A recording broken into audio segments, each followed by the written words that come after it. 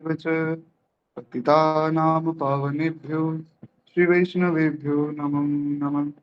प्रह्लाद नारद पराशर पुंडरीक व्यासाम्बरी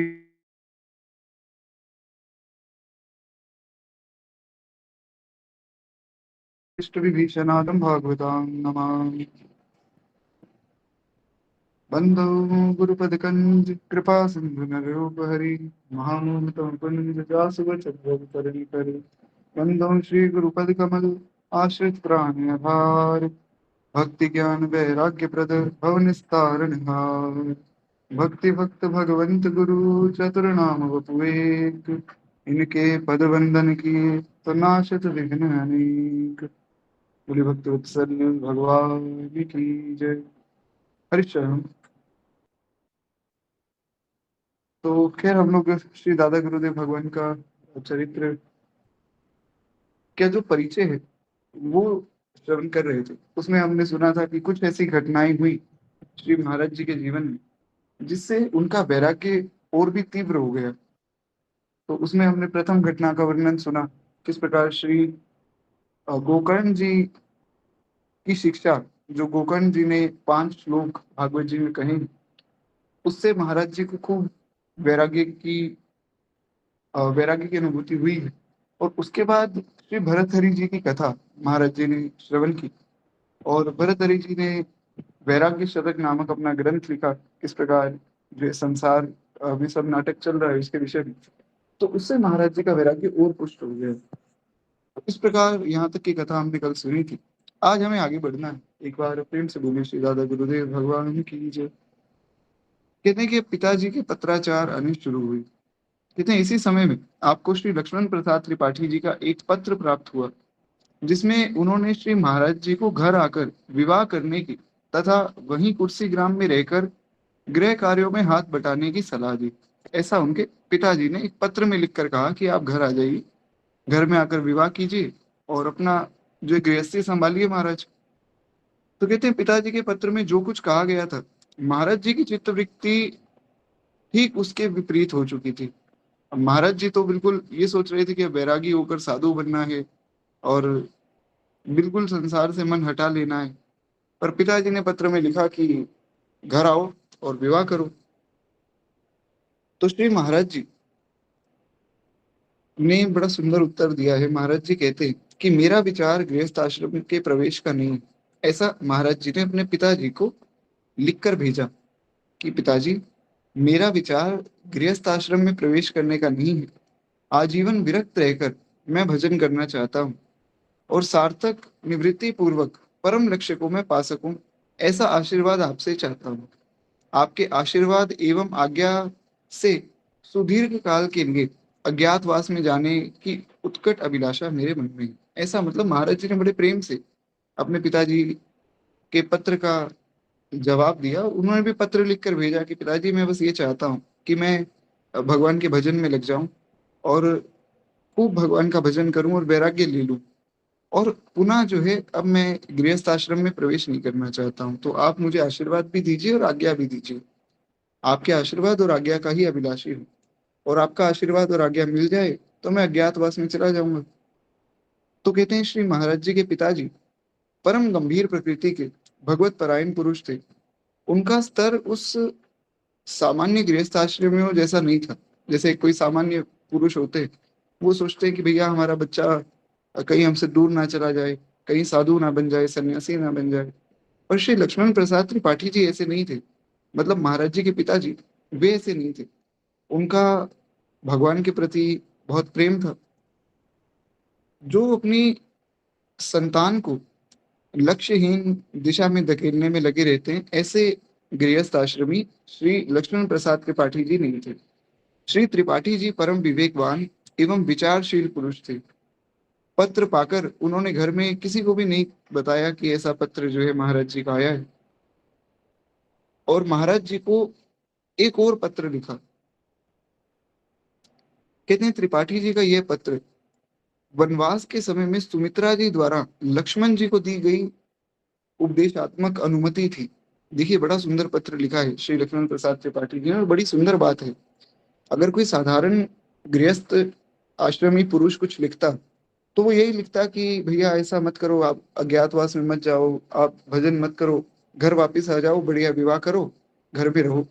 पर श्री महाराज जी के पिताजी इतने अच्छे वैष्णव थे कि उन्होंने महाराज जी की बात घर पे तो किसी को बताई ही नहीं कि वो संन्यास ले रहे हैं, बल्कि महाराज जी को ही चुपचाप एक पत्र लिखकर भेजा, जिसमें जैसे माता सुमित्रा ने आज्ञा दी थी ना लक्ष्मण जी को, वैसी ही कुछ आज्ञा दी है। बड़ा सुंदर ये पत्र है। तो इसको पढ़ने से पहले एक बार आप मुझे ये बताइए कि क्या मेरी आवाज जो है आप लोगों को आ रही है? क्या है कि आज मैं थोड़ा बाहर हूँ, और यहाँ पर थोड़ा सा शोर हो सकता है, तो थोड़ा सा आप लोग मेरा साथ दीजिए। बाकी तो जब तक कथा चलेगी ठाकुर जी की कृपा से हम सुनते रहेंगे। क्या है? तो श्री महाराज जी के पिताजी लिखते हैं, वे कहते हैं, बेटा, मानव जीवन का चरम लक्ष्य भगवत प्राप्ति ही है। वास्तव में कल्याण, अपना कल्याण करवाना ही मानव जीवन का परम लक्ष्य है। और भोग तो जो है शूकर कुकर आदि अधमा अधम योनियों में भी सुलभ हो जाते हैं। यानी कि जो भोग विलास की सामग्री ही तो जो है अधम से अधम योनि है। शूकर की योनि है और स्वान की योनि है, और जितने भी पशु पक्षी हैं सभी भोग योनियों में ही है। किंतु आत्म कल्याण का साधन केवल मानव देह है। आत्म कल्याण बाकी कोई नहीं कर सकता, ये बड़ी ऊंची बात है। देवताओं में भी इतनी क्षमता नहीं कि भगवान का भजन कर सके। देवता भगवान की कथा भी नहीं सुन सकते। ये बड़ी कृपा है श्री ठाकुर जी की, जो हम लोग यहाँ एक साथ बैठकर कथा सुन रहे हैं। ये सबको सुलभ नहीं महाराज, केवल मनुष्य को ही सुलभ है। तो कहते हैं कि विनाशी देह के द्वारा अविनाशी प्रभु की प्राप्ति ही बुद्धिमानी है। फिर भगवत कृपा से तुम तो पवित्र कान्यकुब्ज ब्राह्मण कुल में उत्पन्न हुए हो, और मैं तुम्हारे आत्म कल्याण के मार्ग में बाधक नहीं बनूंगा। बड़ी सुंदर बात कही है श्री दादा गुरुदेव भगवान के पिताजी ने। उन्होंने कहा कोई बात नहीं, तुम भजन करना चाहते हो खूब प्रेम से करो, मैं बाधक नहीं बनूंगा। यदि तुम अपना परम कल्याण निवृत्ति पूर्ण जीवन में रहकर करना चाहते हो, और तुम्हारा ऐसा विचार है, मतलब अगर ऐसा आपको लगता है कि आप विरक्त होकर जो है संग्रह परिग्रह से रहित होकर आजीवन अनिकेत रहकर और अमानी भाव से भजन करके आप अपना जीवन व्यतीत कर सकते हो, तो फिर तुम्हें चिंता करने की आवश्यकता ही नहीं। कोई बात नहीं, तुम प्रेम से जो है भजन करो भगवान का। बड़ी ऊंची बात कही है श्री महाराज जी के पिताजी ने। ये बात हर व्यक्ति नहीं कहता है, क्योंकि अक्सर तो हम यही बातें सुनते हैं।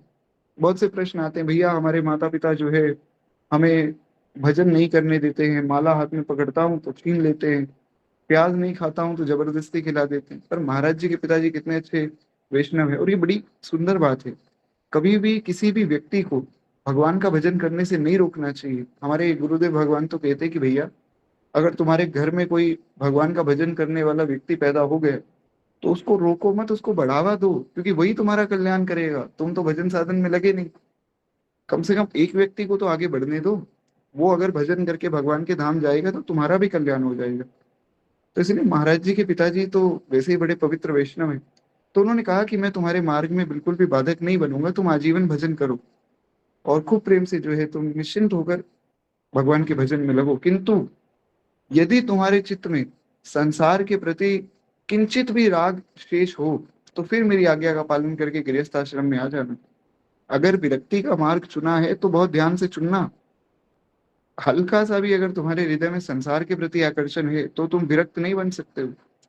फिर ये स्वांग मत करना, फिर नाटक मत करना, फिर वापिस आ जाओ घर में, फिर विवाह करो, गृहस्थ आश्रम में रहो। ऐसा उनके पिताजी ने आज्ञा की। कहते कि हम सबकी सार संभार करो, और यदि निवृत्ति का निश्चय भीतर से हो गया है और पक्का निश्चय है कि बस अब तो जो है भगवान के भजन में ही लगना है और संसार में वापस नहीं आना है, तो मेरा शुभ आशीर्वाद है, खूब प्रेम से भगवान के भजन में लगो। खैर बड़ा अच्छा जो है संकेत श्री महाराज जी के पिताजी ने दिया है। एक बार प्रेम से बोलिए श्री लक्ष्मण प्रसाद त्रिपाठी जी की जय।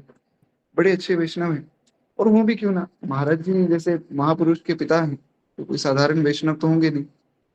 तो कहते हैं एक बार किसी प्रसंग में श्री महाराज जी ने कहा था कि इस शरीर के पिता परम विवेकी लोकोत्तर महात्मा है, उन्होंने ही मुझे सहर्ष साधु बनने की आज्ञा प्रदान की। अगर महाराज जी के पिताजी उनको आज्ञा ही ना देते कि भैया तुम भगवान के भजन में लग जाओ, तो शायद आज ऐसा प्रभाव ना होता। पर महाराज जी के पिताजी बहुत अच्छे महात्मा हैं, और महाराज जी ने स्वयं अपने मुख से कहा है कि मेरे पिताजी जो है बहुत विवेकी और लोकोत्तर महात्मा है, उनकी कृपा से ही हम साधु बने। तो ये बात जो है सब माता पिता को सीखनी चाहिए महाराज जी के पिताजी से, कि भैया कोई भी भजन करे, माता पिता ही क्या कोई भी व्यक्ति हो, भजन करने वाले व्यक्ति को कभी भी नहीं रोकना चाहिए, किसी भी अवस्था में नहीं रोकना चाहिए। तो ये बड़ी अच्छी बात है, बहुत कम लोग ही इस बात को समझ पाते हैं। हालांकि मैं तो खैर भजन साधन से बहुत दूर हूँ, मैं कुछ भी नहीं करता हूँ, पर क्या है, तिलक आदि लगाता हूँ, कंठी धारण की है गुरु कृपा से। तो मेरे पिताजी ने कभी ऐसा कहा ही नहीं कि भैया ये मत करो। तो एक बार कोई दूर के रिश्तेदार आए, उन्होंने कहा कहाँ ये तिलक कंठी, ये क्या, अरे अभी तो जवानी है, कुछ बढ़िया खाओ पियो मौज करो, बाद में देखेंगे। तो जो दास के पिताजी है उन्होंने बड़ी अच्छी बात कही, बोले भैया कोई भजन कर रहा है तो उसको क्यों रोकना, अरे भगवान से क्यों लड़ाई मोल लेते हो, ये बड़ी अच्छी बात है। दास के पिताजी ने कहा कि भैया हम भगवान से क्यों लड़ें, कोई भगवान के मार्ग में चला है तो चलने दो।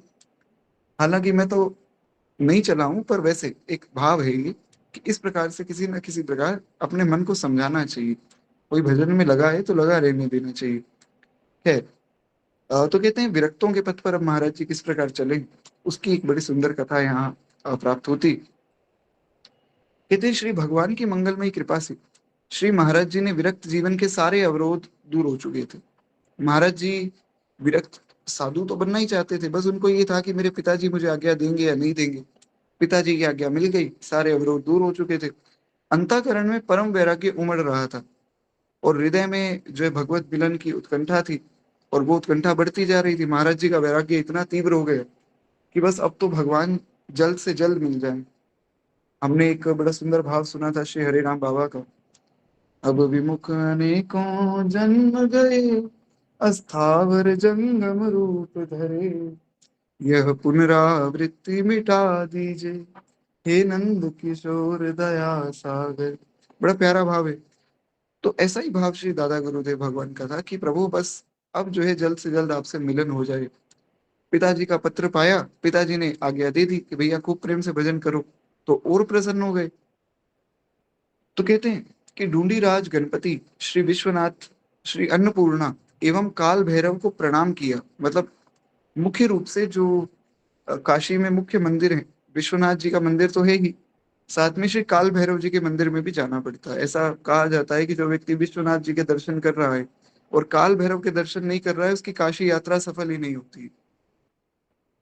और श्री अन्नपूर्णा माता का मंदिर है, डूंडी राज गणपति जी हैं, मुख्य मंदिर ये है, बाकी तो बहुत से मंदिर हैं। एक संकट मोचन हनुमान जी का मंदिर है जो गोस्वामी श्री तुलसीदास जी ने ही बनाया था, और श्री संकटा माता जी हैं, अनेकों घाट हैं। काशी तो काशी महाराज, वहां तो एक कंकड़ भी शंकर हो जाता है। लेकिन मुख्य रूप से ये चार स्थान तो दर्शन करने ही चाहिए। तो कहते हैं कि महाराज जी ने इन चार स्थानों में भगवान को प्रणाम किया है, और इन सबसे विरक्त जीवन में निर्विघ्न सफलता की प्रार्थना की। सबसे यही प्रार्थना की कि बस मैं अब इस मार्ग पे जब चलने जा रहा हूँ, विरक्ति के मार्ग पे, मैं साधुओं के मार्ग पे चलने जा रहा हूँ, तो मेरी बस यही प्रार्थना है कि हे गौरी शंकर भगवान, हे गणेश जी महाराज, और हे काल भैरव, मैं आपसे प्रार्थना करता हूँ कि आप मेरी सहायता कीजिए, ताकि मैं अच्छे से जो है इस विरक्ति के मार्ग पर चल सकूं। अपना सारा सामान, बर्तन, पुस्तकें, वस्त्र आदि सब विद्यार्थियों में बांट दिया। महाराज जी ने अपने पास कुछ भी नहीं रखा, सब कुछ बांट दिया, और बांट कर भगवती भागीरथी गंगा एवं काशी को नमस्कार करके पैदल ही निकल पड़े। कहते हैं उस समय आपके पास कोई संग्रह परिग्रह तो था नहीं। संग्रह परिग्रह मतलब एक भी पैसा नहीं रखते थे महाराज जी स्वयं के पास, कुछ भी संग्रह नहीं करते। कोई कपड़े ले लिए किसी से, या कोई महाराज पैसे ले लिए, ये सब काम नहीं करते थे। एकदम संग्रह परिग्रह से रहित रहते थे। तो कहते हैं कि चरणों में आपने पदत्राण धारण नहीं किए थे। इतना तीव्र वैराग्य था कि अपना सारा सामान तो बांट ही दिया, अपनी पादुका भी वहीं छोड़कर आ गए, चरणों में भी कुछ नहीं पहना है। और वस्त्र भी ऐसा नहीं कि साथ में कोई वस्त्र ले लें, वही वस्त्र जो शरीर पे थे बस वही वस्त्र पहने हुए थे, दूसरा कोई वस्त्र भी साथ में नहीं लिया। शरीर पर धारण एक वस्त्र ही सर्वथा परिग्रह शून्य होकर आप काशी में निकल पड़े। अब एक वस्त्र तो चाहिए ही कम से कम शरीर को ढकने के लिए, बस उतना ही था उनके पास, और कुछ भी नहीं था। कहते हैं इस समय में आपकी आयु लगभग 20 वर्ष रही होगी, कोई बहुत बड़ी आयु भी नहीं थी, केवल 20 वर्ष की आयु थी। तदनुसार यह लगभग लगभग सन 1968 की बात होगी, 1968 के आसपास की बात है। तो महाराज जी लगभग लगभग 20 वर्ष के थे 1968 में। कहते हैं महापुरुषों के जीवन चरित्र में भगवत प्रेम की पावन धारा अंत सलीला के रूप में अखंड रूप में प्रवाहित होती है। यानी कि जो महापुरुष होते हैं, जो भगवान के भक्त जन वैष्णव जन होते हैं, उनके जीवन में भगवत प्रेम जो है नित्य बढ़ता जाता है। ऐसा नहीं कि कुछ क्षणों के लिए तो प्रेम खूब जागा, महाराज कीर्तन आदि में बैठे, उसके बाद कम हो गया, ऐसा नहीं। महापुरुष ही वही व्यक्ति बनता है जिसके हृदय में प्रेम बढ़ता जाए, प्रेम कम ना हो। प्रेम का ये स्वभाव है, अगर आपका प्रेम सच्चा है तो बढ़ता जाएगा। संसार के प्रति प्रेम कम होता रहता है, इसलिए वो प्रेम नहीं, वो नाटक है। पर भगवान के प्रति जो प्रेम है वो नित्य बढ़ता रहता है, इसीलिए ये प्रेम सच्चा प्रेम है। कहते हैं इसी अखंड अनंत सलीला पर उनके संपूर्ण जीवन चरित्र आधारित होते हैं। प्रेम के ऊपर ही तो सारा चरित्र टिका है। हम भी अपनी जो है शुद्र बुद्धि से उसका वर्गीकरण और भेद विभेद नहीं कर सकते। मतलब महाराज जी हमारे गुरुदेव भगवान ऐसा कह रहे हैं कि उस प्रेम का भेद और विभेद नहीं जाना जा सकता है। उस प्रेम का क्या रहस्य है कोई भी नहीं पता कर सकता है। जैसे उदाहरण रूप में हमने आज सुबह की कथा में श्री शबरी माता का चरित्र सुना, तो श्री शबरी जी भगवान को जूठे बेर खिला रही हैं। अब कोई अपनी बुद्धि लगाए कि भैया ये तो बड़ी गलत बात है, जूठे बेर क्यों खिला दिए, शास्त्र आज्ञा नहीं है। वो प्रेम की ऐसी अवस्था में है कि वहां शास्त्र की आज्ञा उनको लागू नहीं है। इसका ये मतलब नहीं कि हमें नहीं माननी है। मैं पुनः एक बार स्पष्ट कर दूं कि हमें शास्त्रों की आज्ञा में ही चलना है। लेकिन शबरी माता एक ऐसी अवस्था पे पहुंच गई, श्री मीराबाई, श्री करमेती दीदी ऐसी अवस्था पे पहुंच गई कि उनके लिए कोई आज्ञा शेष रह नहीं गई। वो अगर शास्त्र आज्ञा मानने के लिए बाधित हो जाए तो उनका शरीर खत्म हो जाएगा, वे सहन नहीं कर पाएंगे। तो इसलिए इस प्रेम का भेद जान पाना संभव नहीं। इसलिए तो गोपियों ने कहा कि ये तो प्रेम की बात है उधो, बंदगी तेरे बस की नहीं है। कितनी सुंदर बात गोपियां कहती कि यहाँ सर्दे के होते हैं सौदे, ये आशिकी इतनी सस्ती नहीं है। बड़ा सुंदर भाव है गोपियों का। गोपियों के पास उद्धव जी आए, उद्धव जी ने कहा कि कहाँ तुम कृष्ण का नित्य स्मरण करती हो। अरे मन में ध्यान लगाओ, ध्यान करो, वही कृष्ण तुम हो और कोई कृष्ण नहीं। गोपियां कहती कि भैया मन ही तो नहीं है, उधो मन ना भये 10 20, एक हूँ तो जो गयो श्याम संग। कितनी सुंदर बात है। गोपियां कहती है कि मन तो वो ले गया, किसका ध्यान लगाएं और किस में ध्यान लगाएं। और दूसरी बात ये है कि भैया हम तो परेशान हैं कि श्याम सुंदर मन से जा ही नहीं रहे, हम चाहते हैं कि चले जाएं, ये जा ही नहीं रहे। तो ऐसा ये भेद कर पाना, भक्तों के प्रेम के रहस्यों को समझ पाना ये संभव नहीं। ये तो केवल भक्त या भगवान ही जानते हैं। खैर कहते हैं श्री महाराज जी का चरित्र भी कुछ ऐसा ही है। महाराज जी का जीवन परम भगवत प्रेम और साधु जीवन की उत्तम आदर्शों पर आधारित था। ऐसा होते हुए भी चरित्र लेखन की सुविधा के लिए हम उसे 3 खंडों में विभाजित कर रहे हैं। मतलब ऐसा श्री गुरुदेव भगवान बता रहे हैं कि दादा गुरुदेव भगवान के चरित्र का वर्णन कर पाना संभव नहीं है, पर फिर भी चरित्र को समझने के लिए जितना अपनी बुद्धि से हम लोग समझ सके उसको 3 भागों में बांटा गया है। वो हम आगे अभी देखेंगे किस प्रकार के 3 भाग हैं। कहते हैं प्रथम खंड में श्री नैमिष समाराधन नाम दिया गया, यानी कि प्रथम जो खंड है इस ग्रंथ का, उसमें किस प्रकार जो है नैमिषारण्य में रहकर महाराज जी ने भजन किया है, किस प्रकार महाराज जी का जन्म नैमिषारण्य में हुआ है और किस प्रकार महाराज जी के पिताजी से सब आज्ञा मिली, ये सब जो अभी हमने सुना ये नैमिष समाराधन ही है। आपका आविर्भाव नैमिषारण्य में कुर्सी गांव में हुआ था और बाल्यकाल तथा बाल्यकाल सारा जो है महाराज जी का वहीं बीता और शोरावस्था यानी कि किशोर अवस्था भी लगभग वहीं व्यतीत हुई है।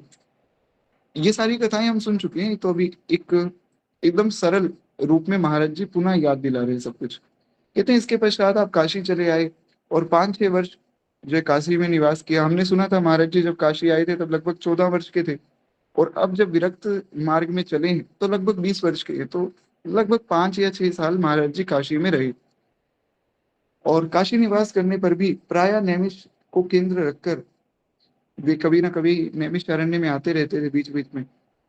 अतः प्रारंभ से लेकर काशी निवास तक की संपूर्ण अवधि तक श्री महाराज जी नैमिषारण्य को ध्यान में रखे हुए थे। इसीलिए इस पूरे प्रकरण को नाम दिया गया नैमिष समाराधन। हमने जब ये ग्रंथ शुरू किया था तब हमने नाम सर्वप्रथम यही पढ़ा था। कहते हैं काशी से विरक्त होकर निकलने पर यह भाग संपन्न हो गया। अब ये नैमिष समाराधन संपन्न हुआ, किंतु इसके पूर्ण करने से पहले हम श्री महाराज जी के विरक्त होने के पश्चात घटी कुर्सी ग्राम की 2-3 घटनाओं का उल्लेख कर रहे हैं। बस इन घटनाओं को हम सुने तो हमारा इस ग्रंथ का एक खंड पूरा हो जाएगा। हालांकि विचार यही था कि एक खंड हम लोग पूरा कर लेते, फिर आगे जैसी हरी इच्छा हो, पर ठीक है, श्री ठाकुर जी की कृपा से व्यवस्था बनी, तो लगभग 2 दिन और है। आज 2 अक्टूबर है ना, तो 3 और 4 अक्टूबर को भी कथा होगी। संभवतः 5 को भी हो सकती है, जैसा भी रहेगा मैं बता दूंगा। तो थोड़ा वर्णन हम आगे भी सुनेंगे। खैर, कहते हैं इस प्रकार जो है महाराज जी ने जब संन्यास ले लिया, जब साधु शाही जीवन में जीने लगे, तब उनके गांव में क्या हुआ, ये घटनाएं 2-3 घटनाएं हम सुन लेते हैं। तो कहते हैं उसके बाद फिर इस प्रकरण को हम विश्राम कर देंगे। श्री गजाधर अवस्थी के पश्चात हुई अवस्था। कुर्सी ग्राम के परम आस्तिक प्रकृति के जमींदार श्री गजाधर बक्स अवस्थी श्री महाराज जी के विरक्त आश्रम में प्रवेश करने के कुछ ही वर्ष पश्चात भगवत धाम चले गए। अवस्थी जी के विषय में हमने पहले भी सुना था, बड़े अच्छे वैष्णव थे महाराज। तो जैसे ही महाराज जी ने विरक्त जीवन धारण किया, अवस्थी जी भगवत धाम चले गए। उसके बाद कहते हैं कि अवस्थी जी के उत्तराधिकारी कुछ अलग ही प्रकृति के निकले। महाराज जी के पिता श्री लक्ष्मण प्रसाद त्रिपाठी जी अवस्थी जी के अत्यंत प्रेमी और निकट थे। हमने ये पूरी कथा पहले सुन ली थी कि किस प्रकार महाराज जी के पिताजी और अवस्थी जी बड़े घनिष्ठ मित्र थे, और मिलकर जो है ये श्री राधा कृष्ण मंदिर में सेवा किया करते थे। आशा करता हूँ आपको सारी कथा याद होगी। तो कहते हैं कि इस प्रकार अवस्थी जी और त्रिपाठी जी तो मित्र थे, पर अवस्थी जी के जो उत्तराधिकारी थे वो थोड़े अलग प्रकृति के व्यक्ति थे। कहते हैं उनके विश्वास पात्र सचिव के रूप में श्री त्रिपाठी जी ने खूब उनकी भी सेवा की, लेकिन अवस्थी जी के पश्चात उनके परिवार में किसी भी दायित्वपूर्ण व्यक्तित्व के ना होने से ये अस्वस्थता बढ़ती गई, और ये अव्यवस्था भी बढ़ती गई। दोनों ही बातें होती रही। अवस्थी जी के कोई पुत्र तो था नहीं, तो उन्होंने सोचा अब हमारे जाने के बाद मंदिर की सेवा कौन करेगा। तो उनकी अस्वस्थता और बढ़ती गई और बीमार होते गए, और व्यवस्था भी बिगड़ती गई, क्योंकि अब अवस्थी जी बीमार हो गए थे। इसी अवधि में उनके निजी राधा कृष्ण मंदिर में चोरी हो गई थी। श्री ठाकुर जी की सेवा का बहुत सा बहुमूल्य सामान चोरी हो गया। त्रिपाठी जी को इस घटना से बड़ी पीड़ा हुई। त्रिपाठी जी मतलब महाराज जी के पिताजी। उनको बड़ी पीड़ा हुई कि देखो, मैं और अवस्थी जी मिलकर यहाँ सेवा करते थे, पर यहाँ तो महाराज चोरी हो गई, श्री ठाकुर जी का बहुत सा सामान चला गया। श्री ठाकुर जी की एक सोने की बंशी जो लगभग 250 ग्राम तोल की थी, वो चोरों की दृष्टि से बच गई। बाकी सारा सामान तो वे ले गए, एक छोटी सी बंशी रह गई, 250 ग्राम की थी लगभग, सोने की। तो त्रिपाठी जी के आगे भी चोरी की संभावना है, ऐसा वे सोच रहे थे। मतलब अवस्थी जी ने सोचा कि अब त्रिपाठी जी सेवा करेंगे अकेले, पर त्रिपाठी जी के पुत्र तो महाराज विरक्त साधु हो गए, तो अब इनका कौन उत्तराधिकारी होगा। तो हो सकता है आगे भी कहीं चोरी हो जाए। तो त्रिपाठी जी ने ये सोचा कि ऐसा करता हूँ, ये वंशी मैं अपने घर में रख लेता हूँ, कहीं ये भी चोरी ना हो जाए।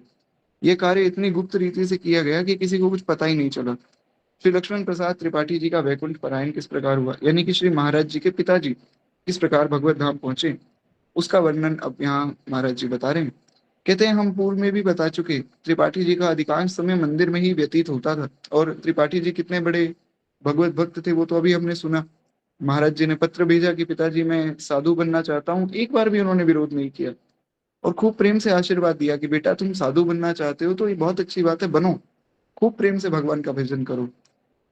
तो कहते हैं दिन में केवल एक बार वे भोजन करने घर पे आते थे, बाकी सारा समय लगभग वे मंदिर में ही रहते थे, और शुद्ध अंतःकरण था। इसलिए त्रिपाठी जी को अपनी मृत्यु का पूर्वाभास हो चुका था। जिनका अंतःकरण शुद्ध होता है ना, उनको पहले ही पता लग जाता है कि हमारी मृत्यु होने वाली है। और ये बात ऐसा नहीं कि कोई पहले के समय में होती थी या पहले के लोग जानते, ऐसा नहीं। अभी अभी के समय की बात है। ऐसा बहुत प्रत्यक्ष बात, जो आंखों से तो नहीं देखी ये दास ने, पर कानों से सुनी। हमारे जो पड़ दादाजी थे, उनका जब अंतिम समय आया, वे खूब भजन करते थे भगवान का। तो उनका जब अंतिम समय आया तो डॉक्टर को बुलाया गया कि पिताजी की तबीयत खराब है। तो उन्होंने अपना हाथ आगे कर दिया डॉक्टर के सामने और कहा कि भैया जो इंजेक्शन लगाना है लगा दो, मेरा समय पूरा हो गया है, मैं 2 घंटे बाद चला जाऊंगा। और ठीक 2 घंटे बाद जो है उनका शरीर शांत हो गए। तो इसीलिए ये ऐसा नहीं सोचना है कि बहुत कोई पहले के लोगों में होता होगा। जिसका अंतःकरण शुद्ध होता है ना, उनको पता लग जाता है कि अब हमारे जाने का समय हो गया है। तो कहते हैं कि इस प्रकार महाराज जी के जो पिताजी हैं, उनको भी पता लग गया था कि समय पूरा हो चुका है, अब जाना है। तो आपने गंगा जी के तट पर देह त्यागने का विचार किया। अच्छा, एक भाव आ सकता है आप लोगों के मन में कि ऐसा क्यों होता है। जिनका अंतःकरण शुद्ध है, उनके हृदय में पहले ही प्रेरणा क्यों हो जाती है, ताकि वे तैयार हो जाए कि अब जो थोड़ा बहुत समय बचा है, इसमें व्यर्थ ना करें, बिल्कुल भी इसमें खूब भजन करें। और जहां हमारी मृत्यु हम चाहते हैं वहां हो। जैसे कोई चाहता है कि वृंदावन में मेरा शरीर छूट जाए, तो महाराज अंतिम समय में उसको पता लग गया कि कल जो है हमारा शरीर शांत होगा, तो तुरंत भाग गए वृंदावन। तो इस प्रकार से भगवान की बड़ी कृपा होती है जब किसी को ऐसा आभास हो जाता है। तो कहते हैं महाराज जी चाहते थे कि गंगा जी के तट पर मेरा शरीर जो है वो शांत हो, और मैं श्री गंगा जी के चरणों में ही अपना शरीर छोड़ना चाहता हूँ। तो कहते हैं ऐसा विचार करके श्री राधा कृष्ण मंदिर से सीधे कानपुर गंगा जी के तट पे वे चले गए। सीधा उन्होंने प्रस्थान किया है। ऐसी स्थिति में भी आप घर नहीं आए, सीधा मंदिर में थे, मंदिर से सीधा कानपुर चले गए, घर में गए ही नहीं। इस समय आपके साथ श्रीमती कैलाशा देवी एवं सबसे छोटे भाई, मतलब श्री दादा गुरुदेव भगवान के सबसे छोटे भाई श्री राम प्यारे थे। और राम प्यारे जी की अद्भुत सत्य निष्ठा का भी वर्णन किया है यहाँ गुरुदेव भगवान ने। कहते हैं त्रिपाठी जी के द्वारा सुरक्षा की दृष्टि से घर लाई गई ठाकुर जी की जो वो 250 ग्राम की सोने की वंशी थी ना, उसको सब भूल चुके थे, क्योंकि किसी को पता ही नहीं था कि वंशी जो त्रिपाठी जी के घर में पड़ी है। और त्रिपाठी जी तो कानपुर चले गए कि मेरा तो शरीर शांत होने वाला है। तो वो वंशी त्रिपाठी जी के घर पर है, ये बात बाहर कोई व्यक्ति नहीं जानता था। और त्रिपाठी जी के पश्चात उनके तृतीय पुत्र श्री राम प्यारे जी ने पंचों को बुलाकर सबके सामने वो वंशी रखी। ऐसा नहीं कि पिताजी तो चले गए और किसी को पता नहीं, तो महाराज वंशी खुद ही रख लेते। ऐसा नहीं किया। उनकी निष्ठा देखिए कितनी सुंदर है कि भैया हमारे पिताजी ने आजीवन सत्य का पालन किया है, और हम जो है अब अगर ऐसा कोई काम करेंगे तो हमारे पिताजी की लाज जाएगी। तो अपने पिताजी के धर्म की रक्षा करने के लिए उन्होंने पंचों को बुलाया और पंचों को कहा कि देखिए ये वंशी जो है श्री ठाकुर जी के मंदिर में बच गई थी, बाकी सामान तो चोरी हो गया, ये वंशी बच गई थी और ये वंशी मेरे पिताजी घर ले आए थे ताकि ये चोरी ना हो जाए। तो पिताजी तो चले गए, अब इस वंशी का जो करना है वो आप लोग देख लीजिए। सत्य निष्ठा का जो परिचय उन्होंने दिया है, उसके उदाहरण बिरले ही प्राप्त होते हैं। वरना तो ऐसे बहुत से प्रमाण देखे गए हैं, जहाँ पे महाराज सेवा के नाम पे बहुत से लोग भगवान का ही सामान उठा लेते। तो ये सब काम बहुत गलत है। जो धन या जो भी किसी भी प्रकार की कुछ सेवा अगर श्री ठाकुर जी के लिए ही प्राप्त हुई है, तो वो केवल श्री भगवान के लिए ही उसका उपयोग हो, उसमें अपना कोई आग्रह नहीं रखना चाहिए। खैर, एक बार प्रेम से बोलिए भक्तवत्सल भगवान की जय। तो इस प्रकार जो हमारा पहला खंड है इस ग्रंथ का वो पूर्ण होता है। तो अब हम दूसरे खंड में प्रवेश कर रहे हैं। दूसरा खंड है श्री गोवर्धन समाराधन। अब महाराज जी किस प्रकार गोवर्धन जी पहुंचे हैं और वहां किस प्रकार वे गोवर्धन जी में उन्होंने सेवा की है, ये बड़ी सुंदर घटना है और इसमें बहुत से चमत्कार भी आपको सुनने को मिलेंगे। सर्वप्रथम विंध्याचल की ओर महाराज जी बढ़े। अंतर्यामी प्रभु सबके हृदय में विराजमान है, और भगवान ने गीता में भी यही बात कही है। तो कहते हैं कि भगवान का वाक्य है कि मैं सबके हृदय में रहता हूँ। जब सभी जीवों की सभी गतिविधियों का जो है परिवर्तन उन्हीं से होता है, तो जो संत जन उनकी प्राप्ति के लिए सर्वस्व त्याग कर निकल पड़े, उन अपने प्रेमी जनों को तो श्री भगवान अपनी प्रेरणा से ही चलाते हैं। ये स्वाभाविक सी बात है, सरल शब्दों में, कि जब सब कुछ भगवान की इच्छा से हो रहा है तो संतों को अपनी चिंता करने की आवश्यकता ही नहीं। जो व्यक्ति भगवान को दिन रात गाली देता है, जब भगवान उसका पालन पोषण कर रहे हैं, तो जो संत अपना सर्वस्व त्याग कर केवल भगवान के लिए ही चला है, तो उसका तो कल्याण भगवान को करना ही पड़ेगा, उसका पालन तो भगवान को करना ही पड़ेगा। अब ये सारी जिम्मेदारी भगवान की हो गई है, क्योंकि सब कुछ छोड़कर भगवान के लिए चले। तो कहते हैं काशी से निकलकर श्री महाराज जी भगवत प्रेरणा से विंध्याचल के मार्ग पर चले। महाराज जी के हृदय में ऐसा भाव आया कि चलो विंध्याचल चलते हैं, वहां से कुछ ना कुछ जैसी प्रेरणा होगी फिर देखेंगे। तो विंध्याचल पर्वत पर आदि शक्ति योग माया श्री विंध्येश्वरी देवी विराजमान है, और बड़ा भव्य उनका जो है मंदिर है। आप में से अगर कोई गया हो तो आपने अनुभव किया होगा, बड़ा महाराज आनंद आ जाता है, एक बड़ी ऊर्जा है वहां पर। और अभी भी नवरात्रि शुरू होने वाले हैं, तो बहुत मुख्य रूप से श्री भगवती पराम्बा जगदम्बा से हमें प्रार्थना करनी चाहिए कि हमें श्री ठाकुर जी का, श्री किशोरी जी का प्रेम मिले। कोई ऐसा ना सोचे कि हम वैष्णव है तो हम देवी की उपासना क्यों करें, ये बहुत गलत बात है। बहुत विशेष रूप से माता भगवती पराम्बा की उपासना करनी चाहिए। गोपियों ने उपासना की है, श्री किशोरी जी ने उपासना की है। किशोरी जी को श्री भगवती ने ही तो कहा था कि आप निश्चिंत हो जाओ, जैसा वर चाहिए वैसा वर मिलेगा। तो खैर, अब उस प्रकरण में हम ज्यादा विस्तार नहीं करेंगे, क्योंकि हमें आगे बढ़ना है। उस प्रकरण को प्रणाम करके हम आगे बढ़ते हैं। तो कहते हैं इस प्रकार जो है श्री महाराज जी सर्वप्रथम आदि शक्ति योग माया विंध्येश्वरी देवी के दर्शन के लिए पहुंचे। ये नंद यशोदा की पुत्री तथा श्री कृष्ण की भगिनी है, यानी कि श्री कृष्ण की बहन के रूप में श्री भगवती पराम्बा जगदम्बा यहाँ पर विराजमान है। और भगवत आज्ञा से वसुदेव जी आपको गोकुल से मथुरा कंस के कारागृह में ले आए थे। ये सारी कथा आप लोगों को ध्यान में है। आशा करता हूँ आप लोगों ने सुनी होगी, नहीं तो थोड़ा सा मैं बता देता हूँ। हुआ क्या था, भगवान का जन्म हुआ, भगवान ने दाऊ भैया को पहले भेज दिया कि भैया आप तो जाओ। क्यों? कि दाऊ भैया अगर मथुरा में रहते और ये कंस कुछ उपद्रव करता, दाऊ भैया तो इसको खत्म कर देते। तो भगवान ने कहा कि इनको पहले भेज दो, ये अगर यहाँ रहेंगे तो ये कंस पहले ही मर जाएगा, कृष्ण लीला यहीं समाप्त हो जाएगी। तो वो चले गए। उसके बाद जो है फिर योग माया आई। योग माया ने कंस को, महाराज को डांट फटकार लगाई है, और उसके बाद भगवान श्री कृष्ण का जन्म हुआ है।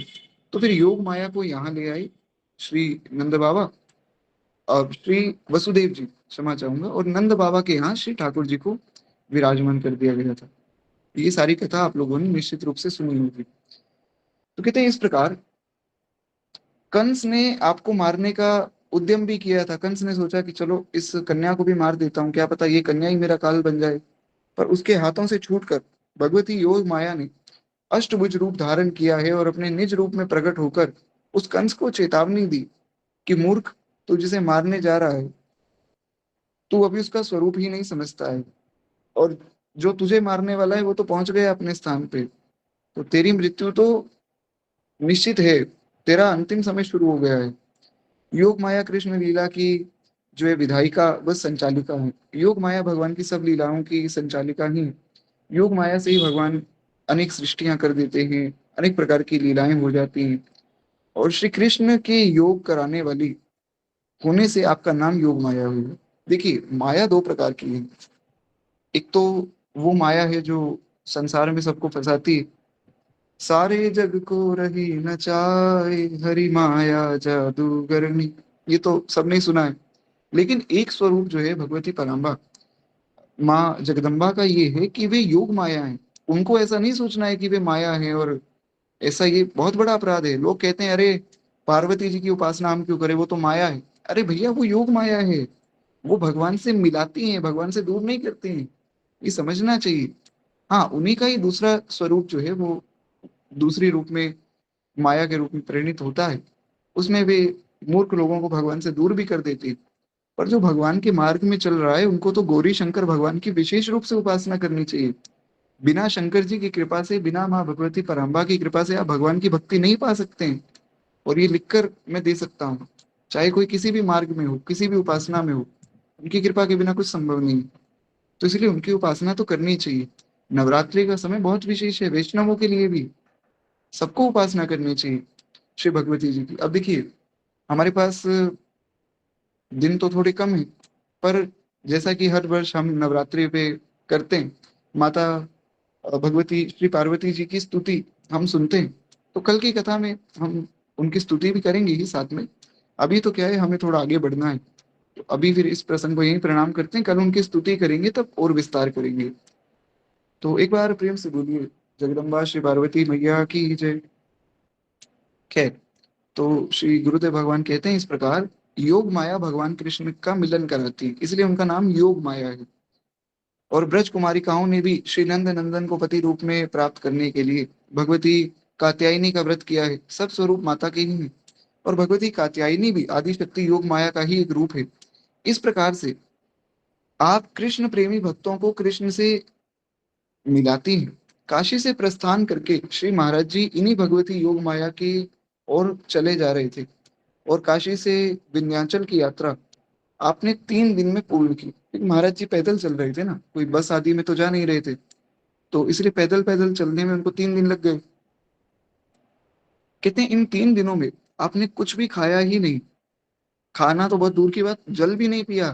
3 दिन तक बिना खाए पिए चलते जा रहे हैं। ऐसी स्थिति साधारण मनुष्य की संभव नहीं है। ऐसी स्थिति कोई बहुत वैरागी महात्मा हो तो उनकी हो सकती है। श्री पहाड़ी बाबा महाराज के जीवन में भी ऐसा ही वर्णन प्राप्त होता है कि वे जब बहुत तीव्र वैराग्य उठा ना, तो उन्होंने सोचा मैं उज्जैन चला जाता हूँ। उज्जैन में भगवान महाकाल कुछ मार्ग दिखाएंगे। तो वे भी 3-4 दिन तक बिना खाए पिए चलते जा रहे थे, वृंदावन से पैदल चले उज्जैन तक। उज्जैन में फिर भगवान शंकर ने जो है प्रत्यक्ष प्रकट होकर दर्शन दिया है और आगे का मार्ग प्रशस्त किया है। ये सब कथा मैं आपको पहले भी सुना चुका हूँ। तो ऐसा ही श्री दादा गुरुदेव भक्तमाली जी का जीवन भी है। कहते हैं तीसरे दिन सायंकाल में वे विंध्याचल पहुंचे। आपको मार्ग जनित श्रम भी था। इतना समय से चलते आ रहे हैं बिना कुछ खाए पिए, तो शरीर तो निश्चित रूप से थक ही गया होगा। और भूख भी लग रही थी। तो वहां पहुंचकर सर्वप्रथम आपने गंगा जी में स्नान किया। और इससे जो है यात्रा जनित जो श्रम था वो खत्म हो गया। गंगा जी में स्नान करने से सारी थकान जो है शरीर की दूर हो गई। किंतु भूख की निवृत्ति के लिए भी कुछ करना था। स्नान करने से भूख थोड़ी मिटेगी। तो आप इस परिस्थिति में किंचित भी विचलित नहीं हुए। ऐसा नहीं था कि भूख से एकदम घबरा गए कि अब मैं क्या करूं, कैसे करूं। तो वे सोच रहे थे कि अब क्या किया जाए, भूख का निवारण किस प्रकार हो। तो खाने पीने के लिए तो कुछ मिला नहीं। तो महाराज जी ने बड़े हर्ष पूर्वक गंगा जी के तट पर से थोड़ी सी मिट्टी उठाई और मिट्टी को ही पा लिया और गंगा जल पी के अपनी जो क्षुधा शांत की। अब ये सब लीलाएं बड़ी दिव्य हैं, क्योंकि जो गंगा जी के वास्तविक स्वरूप को जानता है ना, वही उस मिट्टी को पा सकता है। वरना तो मिट्टी के भाव से तो अगर कोई पाएगा तो उसका विशेष लाभ नहीं। पर गंगा जी के चरणों की रज है ऐसा मानकर अगर कोई पाएगा, तो तब महाराज बहुत विशेष लाभ श्री गंगा जी की कृपा से मिलता है। तो इसलिए कभी भी भगवान के प्रसाद के प्रति या भगवान के चरण रज के प्रति हमारी पदार्थ बुद्धि ना हो, प्रसाद बुद्धि ही हो। महाराज जी का तप देखिए कि 3 दिन से भूखे प्यासे थे, अभी भी कुछ नहीं पाया है। आज भी महाराज केवल मिट्टी पाकर और जल पिया है, इतने में ही भूख शांत कर ली। इस प्रकार से आपने अपने आचरण में ही उत्कट वैराग्य का एक उदाहरण प्रस्तुत कर दिया। कोई साधारण मनुष्य थोड़ी ऐसा कर सकता है। एक बार इस दास को श्री महाराज जी के साथ राजस्थान से वृंदावन आने में रेल में विलंब होने की वजह से लगभग कुछ 24 घंटे बिना भोजन के बीत गए। मतलब एक बार श्री गुरुदेव भगवान महाराज जी के साथ आ रहे थे राजस्थान में, महाराज जी की कुछ कथा थी। तो वहां से महाराज जी और श्री गुरुदेव भगवान आ रहे थे वापस। 24 घंटे हो गए, कुछ पाया नहीं। और ट्रेन में कुछ नहीं खाने देते थे श्री महाराज जी। ट्रेन में दादा गुरुदेव भगवान मना कर देते, पंडित जी यहाँ कुछ नहीं पाना है। अगर आपको भजन करना है तो यहाँ कुछ मत पा लेना। ट्रेन में पता नहीं कौन बना रहा है, कैसे बना रहा है, क्या बना रहा है। तो अब महाराज जी कहते कि गुरुदेव भूख लग रही, बोले भूख लग रही तो सहन करो, ट्रेन में कुछ नहीं पाना है आपको। यहाँ का जल भी नहीं पीना है। पाना तो बहुत दूर की बात, जल भी नहीं पीते थे वहां का। और मार्ग में कुछ भी नहीं पाना चाहिए, ऐसा शास्त्र आ गया है। हालांकि कोई मानता नहीं, लोग महाराज बढ़िया बढ़िया सब सामग्री बनाकर लेकर जाते हैं, लेकिन मार्ग में कुछ पाना नहीं चाहिए।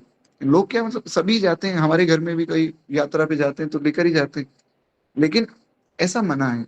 गृहस्थों को फिर भी चल जाता है, पर साधु को तो बिल्कुल भी नहीं पाना चाहिए, क्योंकि साधु का भजन बिगड़ जाता है। गृहस्थ तो चलो फिर भी गृहस्थ है, कोई बात नहीं। तो इसलिए महाराज जी 24 घंटे से बेचारे भूखे प्यासे बैठे रहे, और दादा गुरुदेव भगवान की उनके साथ में ही थे। तो वृंदावन पहुंचने पर गुरुदेव भगवान कहते हैं कि हमने कहा महाराज जी हमें बहुत चक्कर आ रहे हैं, क्योंकि दादा गुरुदेव भगवान तो, उनकी अवस्था तो फिर भी बड़ी थी, गुरुदेव भगवान तो बड़े छोटे से थे।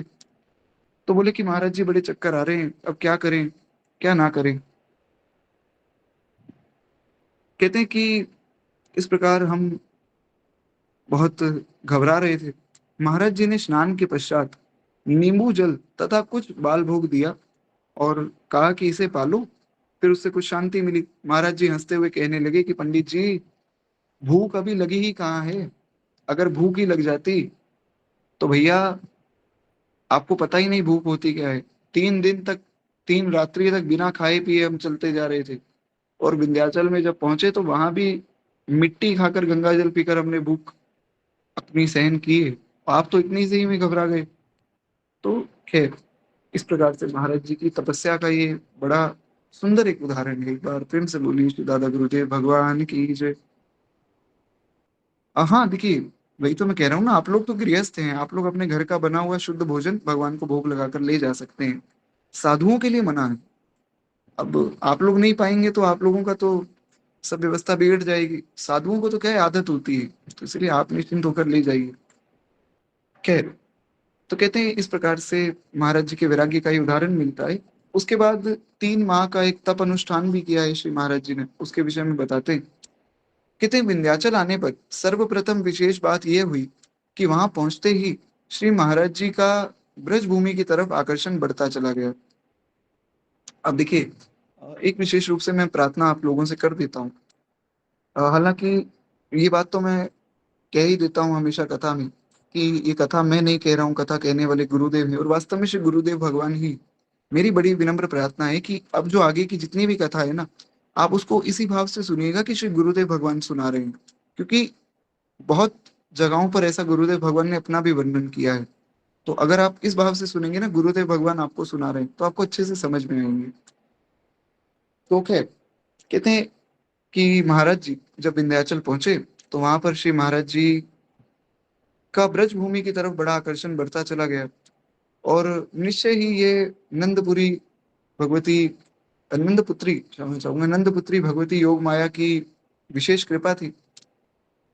भगवान शंकर और भगवती पराम्बा श्री गौरी, इनकी जब विशेष कृपा प्राप्त हो जाती है ना, तो अपने आराध्य के प्रति सहज ही प्रेम मिल जाता है। इसलिए गोस्वामी तुलसीदास जी ने महाराज बहुत वर्णन किया है, रामचरितमानस में बारंबार वर्णन किया, विनय पत्रिका में वर्णन किया, कवितावली दोहावली में खूब सुंदर सुंदर दोहे कविताएं खूब वर्णन किया है। भगवान शंकर की खूब आराधना की। और कल नवरात्रि शुरू हो रहे हैं, तो कल से हम सुबह जो है श्री देवी की भी स्तुति सुनेंगे, तो उसमें भी मैं आपको सुनाऊंगा।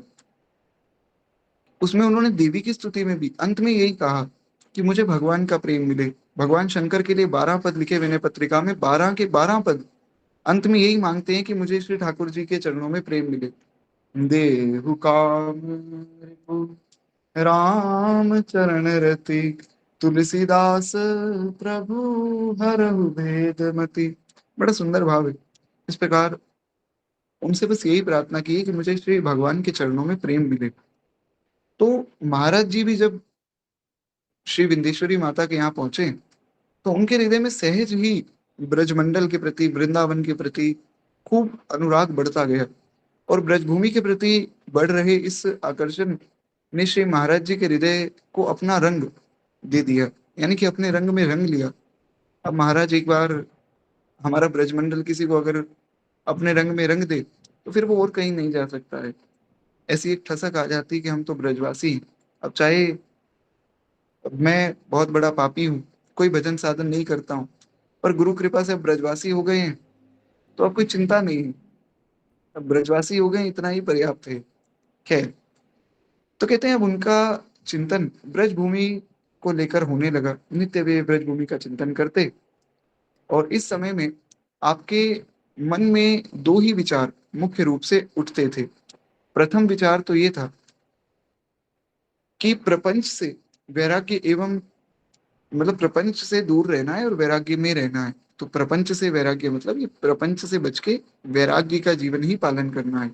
और द्वितीय विचार ब्रजभूमि में वास का था। दूसरा विचार ये था कि बस ब्रजमंडल में वास मिल जाए, वृंदावन में, बरसाना में, गोवर्धन जी में, कहीं वास मिल जाए, वास मिल जाए बस। इन दोनों परम सात्विक भक्ति मार्गीय अभिलाषाओं से प्रेरित होकर आपने भगवती विंध्यवासिनी माता की सन्निधि में चंडी पाठ का अनुष्ठान प्रारंभ किया। महाराज जी ने एक अनुष्ठान प्रारंभ किया। ये चंडी पाठ बड़ा सुंदर अनुष्ठान है, पर इसमें मर्यादाएं भी बहुत विशेष रूप से पालन करनी पड़ती है। तो भगवती को प्रसन्न करने के लिए तथा उनसे जो है अभिलाषित वर प्राप्त करने के लिए दुर्गा सप्तशती का पाठ आस्तिक समाज में अत्यधिक ख्याति में है। बहुत से लोग दुर्गा सप्तशती का पाठ करते हैं, आप में से भी कोई करता होगा, निश्चित रूप से करना चाहिए, बड़ा अच्छा है। तो कहते हैं कि जो सप्तशती है, इसका पाठ, इसको ही चंडी पाठ कहते हैं। मतलब ये भी चंडी पाठ का एक हिस्सा है। मतलब जो पूरा अनुष्ठान है ना, उसमें दुर्गा सप्तशती का पाठ भी आता है। तो कहते हैं कि साधकगण अनेक कामनाओं से तद अनुसार विभिन्न विभिन्न श्लोकों का संपुट लगाकर चंडी पाठ का अनुष्ठान किया करते हैं।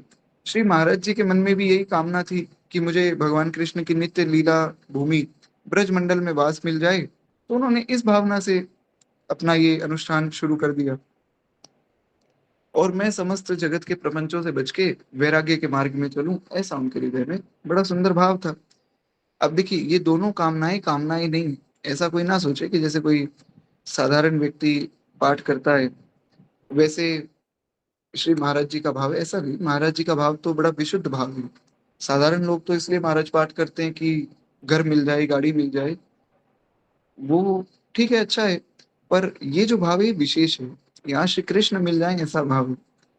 तो इसको कामना में नहीं गिना जाता है। जैसे किसी ने व्रत ले लिया कि हम जो है 20 वर्ष तक मौन रहेंगे, और बीच बीच में वो भगवान के नाम का जप कर रहे हैं, तो इसका ये मतलब नहीं कि उनका मौन टूट गया।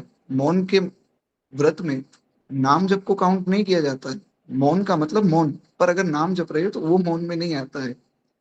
तो खैर, कहते हैं इस प्रकार जो है महाराज जी ने भी खूब सुंदर भाव लेकर इसका पाठ आरंभ किया। देखिए, ऐसा कुछ भी नहीं है कि दुर्गा सप्तशती का पाठ स्त्रियां ही करती हैं मुख्य रूप से। हमारे तो महाराज घर में दादी जी, माता जी सब बहुत विशेष रूप से पाठ करते हैं। तो ऐसा जो भी कहे उनसे थोड़ा बचिए, ऐसा कुछ भी लोग बता देते, थोड़ा बचना चाहिए। खैर, तो कहते हैं इस प्रकार जो है नित्य लीला में वास मिले और नित्य लीला भूमि ब्रजमंडल में वास मिले, ऐसा जो है महाराज जी की कामना थी। ये दोनों कामनाएं श्री कृष्ण प्रेम की कामना के ही दो रूप हैं। तो महाराज जी का यही अभिष्ट था। अतः आपने जो है ब्रज बालाओं को आदर्श मानते हुए उन्हीं के द्वारा उच्चारित श्रीमद् भागवत के श्लोक का संपुटित लगाया, और उसके बाद जो है महाराज पाठ आरंभ किया। ये श्लोक तो बड़ा प्रसिद्ध है, आप लोगों ने भी निश्चित रूप से सुना होगा। कात्यायनी महामाये महायोगी।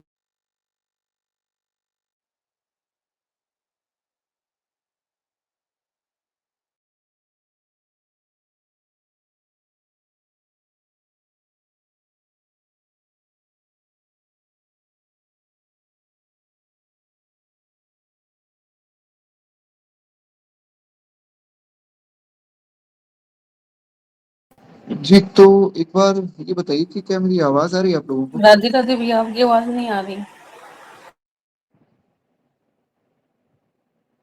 एक मिनट मुझे दीजिए, ये अचानक से क्या हो गया। अभी तो आ रही है, अभी आ रही है, बीच में जी, कट हो गई। तो खैर एक बार प्रेम से बोलिए, भक्त वत्सल भगवान की जय। मैं क्षमा प्रार्थी हूँ। खैर, जहां तक मुझे याद है हम यही चर्चा कर रहे थे कि महाराज जी ने जो है ये चंडी पाठ आरंभ किया है, ये अनुष्ठान आरंभ किया है, और महाराज जी का बस यही अभिष्ट था। आपने ब्रज बालाओं को आदर्श माना, यानी कि जो गोपियां हैं उनको आदर्श मानकर उन्हीं के आदर्शों पर चलने का ऐसा विचार किया। और गोपियों ने एक बड़ा सुंदर श्लोक कहा है श्रीमद् भागवत महापुराण में, उसका संपुट लगाया महाराज जी ने। और ये श्लोक बड़ा प्रसिद्ध है, आप लोगों ने भी निश्चित रूप से सुना होगा।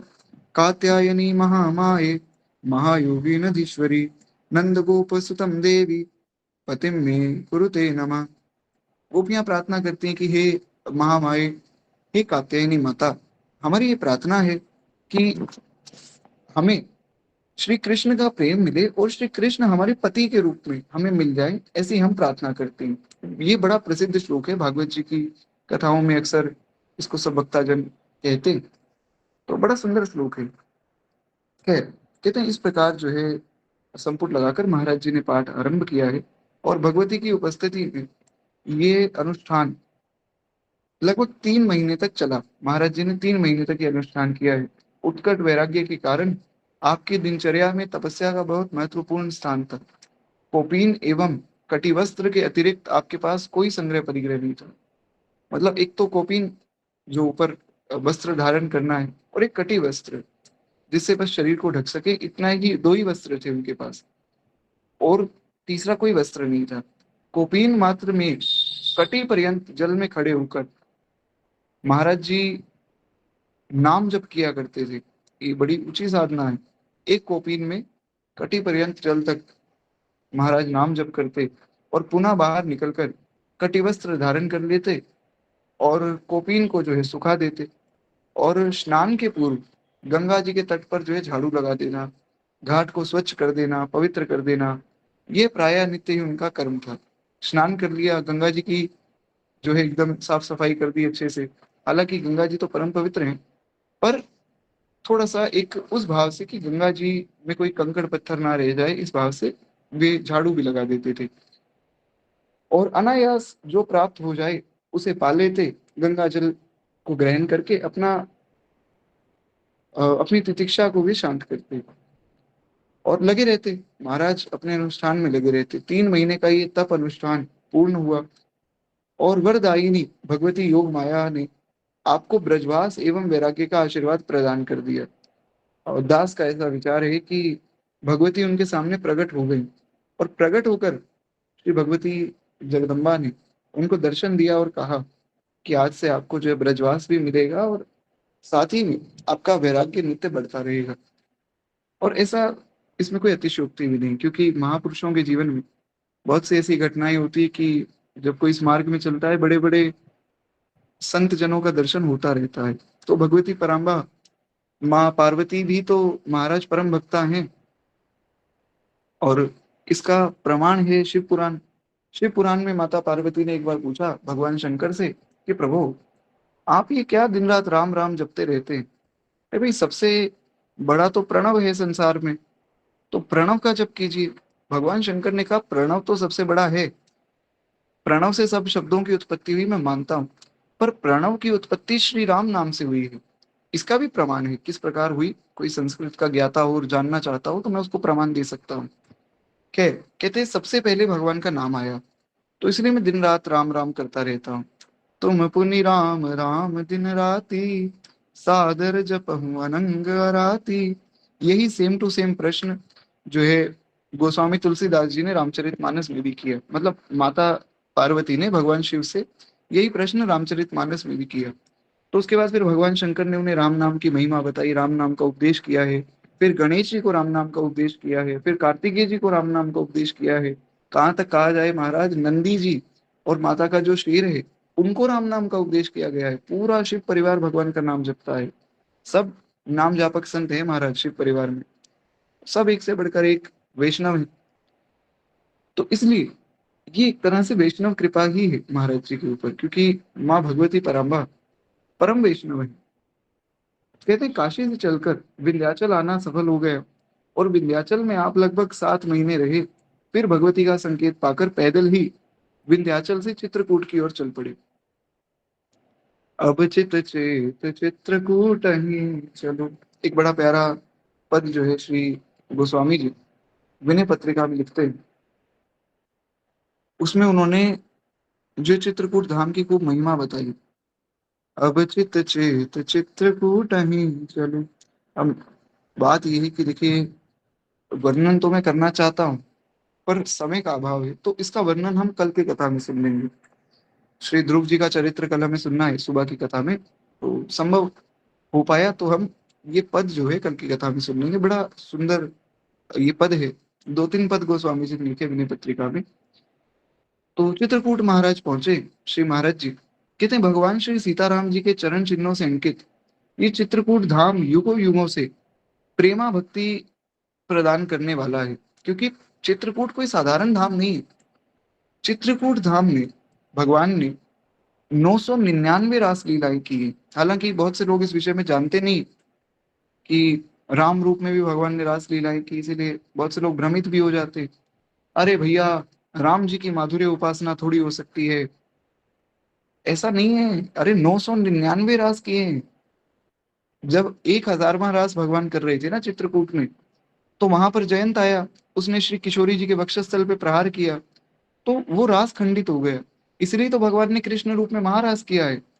भगवान ने वहां वचन दिया, आप पढ़िए, महारामायण उठाकर पढ़िए, उसमें लिखा है साफ साफ।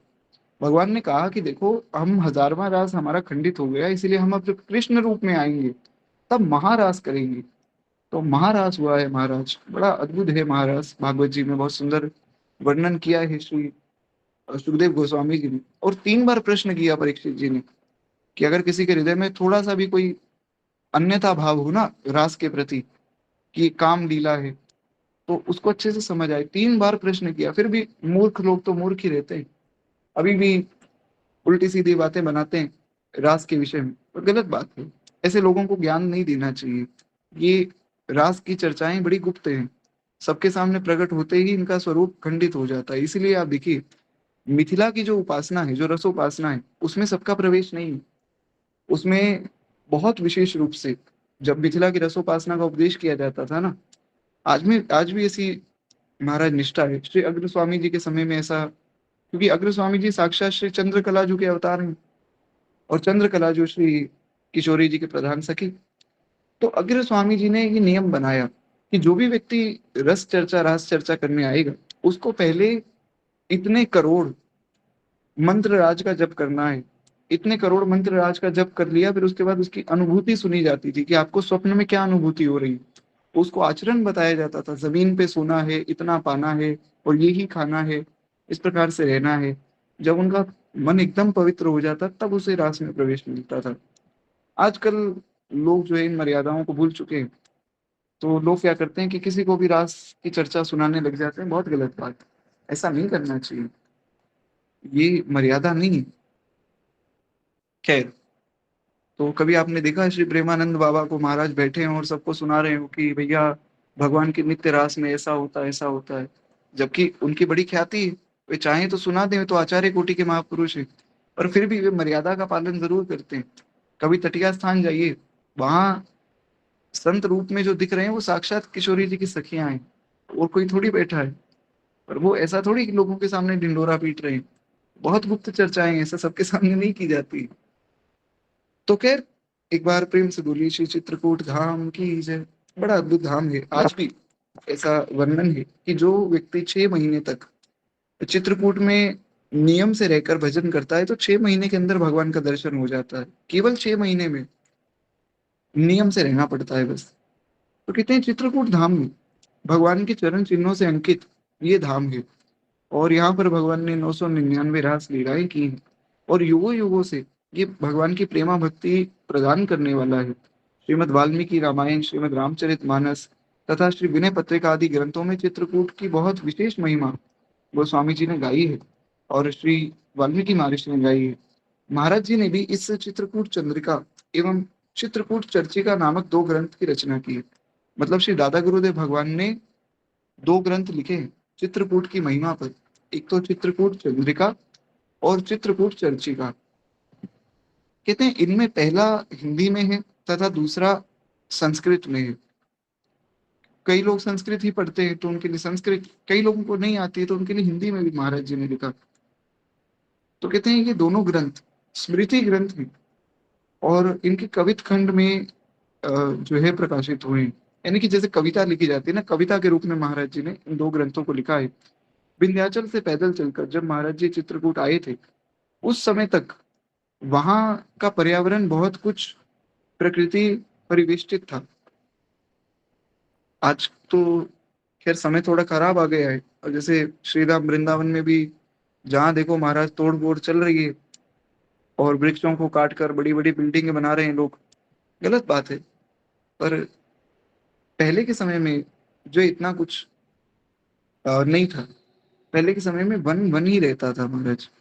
और तो चित्रकूट तो आज भी वन ही है। चित्रकूट में भी बहुत ज्यादा कोई ऐसी डेवलपमेंट नहीं है, पर उतना नहीं जितना स्वरूप वृंदावन का खंडित हो गया ना। हजारों लाखों लोग आ जाते हैं नित्य ही, और कोई धुआं वहां पर महाराज फैला रहा है, सिगरेट आदि पी रहा है, कोई शराब पी रहा है। ये तो बड़ी हैरानी की बात है। मुझे तो अभी कुछ दिन पहले किसी ने बताया, शायद आप में से किसी ने बताया था, तो बोले भैया वहां पर लोग ऐसा काम कर रहे हैं। मेरा मन तो बड़ा परेशान हो गया कि बताओ ऐसे भी लोग हैं। तो गलत बात है, ऐसा नहीं होना चाहिए। खैर महाराज जी जिस समय चित्रकूट पहुंचे थे, उस समय में ऐसा कुछ नहीं था। उस समय तो एक वन की तरह ही था चित्रकूट। तो कहते हैं तीर्थ यात्री जितने भी लोग थे, उनका आना जाना प्राय कम था। पहले बहुत कम लोग जानते थे, वृंदावन को बहुत कम लोग जानते थे, इसलिए वृंदावन का स्वरूप बचा हुआ था। बहुत ज्यादा लोग जानने लग गए। आप देखिए परिणाम आपके सामने। चित्रकूट को पहले बहुत कम लोग जानते थे, आज भी बहुत कम लोग जानते हैं। तो इसलिए उसका स्वरूप बचा हुआ है। अब किसी को ये पता लग जाए कि महाराज वहां पर भगवान ने 999 रास लीलाएं की हैं श्री जानकी जी के साथ में, तो लोग भागेंगे। अरे महाराज चित्रकूट जाएंगे, चित्रकूट जाएंगे। तो अभी इसलिए बचा हुआ है। इसलिए कोई कहता है ना कि राम जी की माधुर्य लीला नहीं है, तो एक तरह से मन को प्रसन्नता होती कि अच्छा है, इनकी वजह से बचा हुआ है अभी चित्रकूट धाम। चित्रकूट धाम, मिथिला जी, ये सब अभी बचे हुए हैं, नहीं तो उनका स्वरूप भी खंडित हो जाता। खैर एक बार प्रेम से बोलिए भक्त वत्सल भगवान की जय। कहते हैं इस प्रकार जो आबादी उस समय बड़ी सीमित थी, और चारों ओर सघन वन था, तो जो बड़ा सुंदर भी लगता था, जिसमें कैथ बेर आदि अरण्य फलों के प्रचुर वृक्ष भी थे, और सुंदर वीतराग प्रेमी भक्तों की क्षुधा निवृत्ति हेतु उसमें सुंदर सुंदर फलों को प्रदान किया जाता था। खैर इस प्रकार महाराज जी चित्रकूट पहुंचे।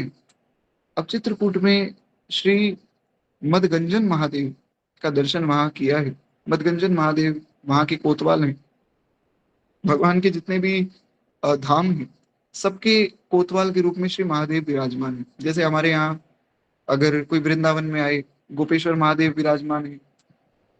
तो इस प्रकार चित्रकूट में महाराज श्री मदगंजन महादेव हैं। जयपुर में आप जाएं तो श्री तारकेश्वर महादेव जी। जयपुर में तो अनेक स्थान हैं भगवान शंकर के, और मुख्य रूप से श्री तारकेश्वर महादेव जी हैं। और भगवान के जितने भी धाम हैं, सब में भगवान शंकर का कोई ना कोई स्वरूप विराजमान ही है। तो जैसे मथुरा जी में जाएं तो वहां पर श्री गट्टेश्वर महादेव जी है, भूतेश्वर महादेव जी है, रंगेश्वर महादेव जी है। इस प्रकार ब्रजमंडल में बहुत से स्वरूप हैं श्री भोले बाबा के। वे ही रक्षा करते हैं ब्रजमंडल की। खैर कहते हैं इस प्रकार से श्री महादेव मदगंजन महादेव के रूप में वहां पर कोतवाल कहे गए हैं। उनकी आज्ञा के बिना चित्रकूट में प्रवेश या निवास संभव नहीं है। इसलिए उनका जो है उनकी कृपा और उनकी आज्ञा बहुत आवश्यक है। ऐसी प्रसिद्धि है कि श्री सीताराम जी ने भी लक्ष्मण जी को भेजकर श्री महादेव का दर्शन महादेव की आज्ञा ली थी। बताइए भगवान को आज्ञा लेनी पड़ रही है, तो कितनी जो है सुंदर एक भूमिका भगवान ने तैयार की है। जब भगवान ने स्वयं आज्ञा ली तो भगवान ने दिखाया कि भैया यहाँ पर आओ तो पहले आज्ञा लो, क्योंकि रामचरित्र जो है वो पूरा पालनीय है। इसलिए भगवान एक एक लीला इसीलिए कर रहे हैं कि ऐसा ऐसा तुम भी करो। कृष्ण लीला में भगवान कह रहे हैं कि जो मैं कहता हूँ वो करो। हालांकि लोग करते नहीं, अपना ही बना लेते नई नई चीजें। गीता में भगवान ने कहा अर्जुन तुम ये संसार के बंधनों से ऊपर उठो, और अपने स्वरूप को पहचानो, मुझे पहचानो, और युद्ध करो, मेरा भजन करो, मुझे ध्यान में रख के युद्ध करो। और लोगों ने अपना ही बना लिया महाराज। श्री कृष्ण गीता में कहते हैं जिसने तुम्हें धोखा दिया उससे बात मत करो। अरे भैया भगवान क्या बात कह रहे हैं, आप क्या बात कह रहे हो? कैसी छोटी मोटी बातें भगवान थोड़ी कहेंगे। तो खैर बड़ी गलत बात है। क्या कहा जाए। खैर, तो ऐसी भी वहां पर प्रसिद्धि है कि श्री ठाकुर जी ने और श्री जानकी जी ने भेजा है लक्ष्मण भैया को कि जाओ मदगंजन महादेव जी की आज्ञा लेकर आओ। फिर जो है भगवान ने वहां पर निवास किया है। और ये मंदिर पर्वत पर ही स्थित है। नीचे मंदाकिनी गंगा जी हैं, उनका निर्मल प्रवाह है और बहुत सुंदर ये प्रवाह लगता है। और वहीं चित्रकूट का जो है प्रसिद्ध राम घाट अवस्थित है। अब देखिए, मंदाकिनी गंगा और राम घाट इनके विषय में हम लोग सुन चुके हैं, जो लोग बहुत पहले से जुड़े हुए हैं। आपको याद होगा, हमने एक बार विनय पत्रिका पर स्वतंत्र चर्चा की थी। कुछ ही पद किए थे, 2-3 पद, पर उसमें एक चित्रकूट का भी पद था, अगर आप लोगों को याद हो तो उसमें हमने चित्रकूट जी के स्वरूप के बारे में सुना था। याद नहीं है तो कोई बात नहीं, फिर कभी ठाकुर जी व्यवस्था बनाएंगे तो हम सुन लेंगे, क्योंकि बहुत से लोग नए भी हैं तो जिन्होंने शायद ना सुना हो।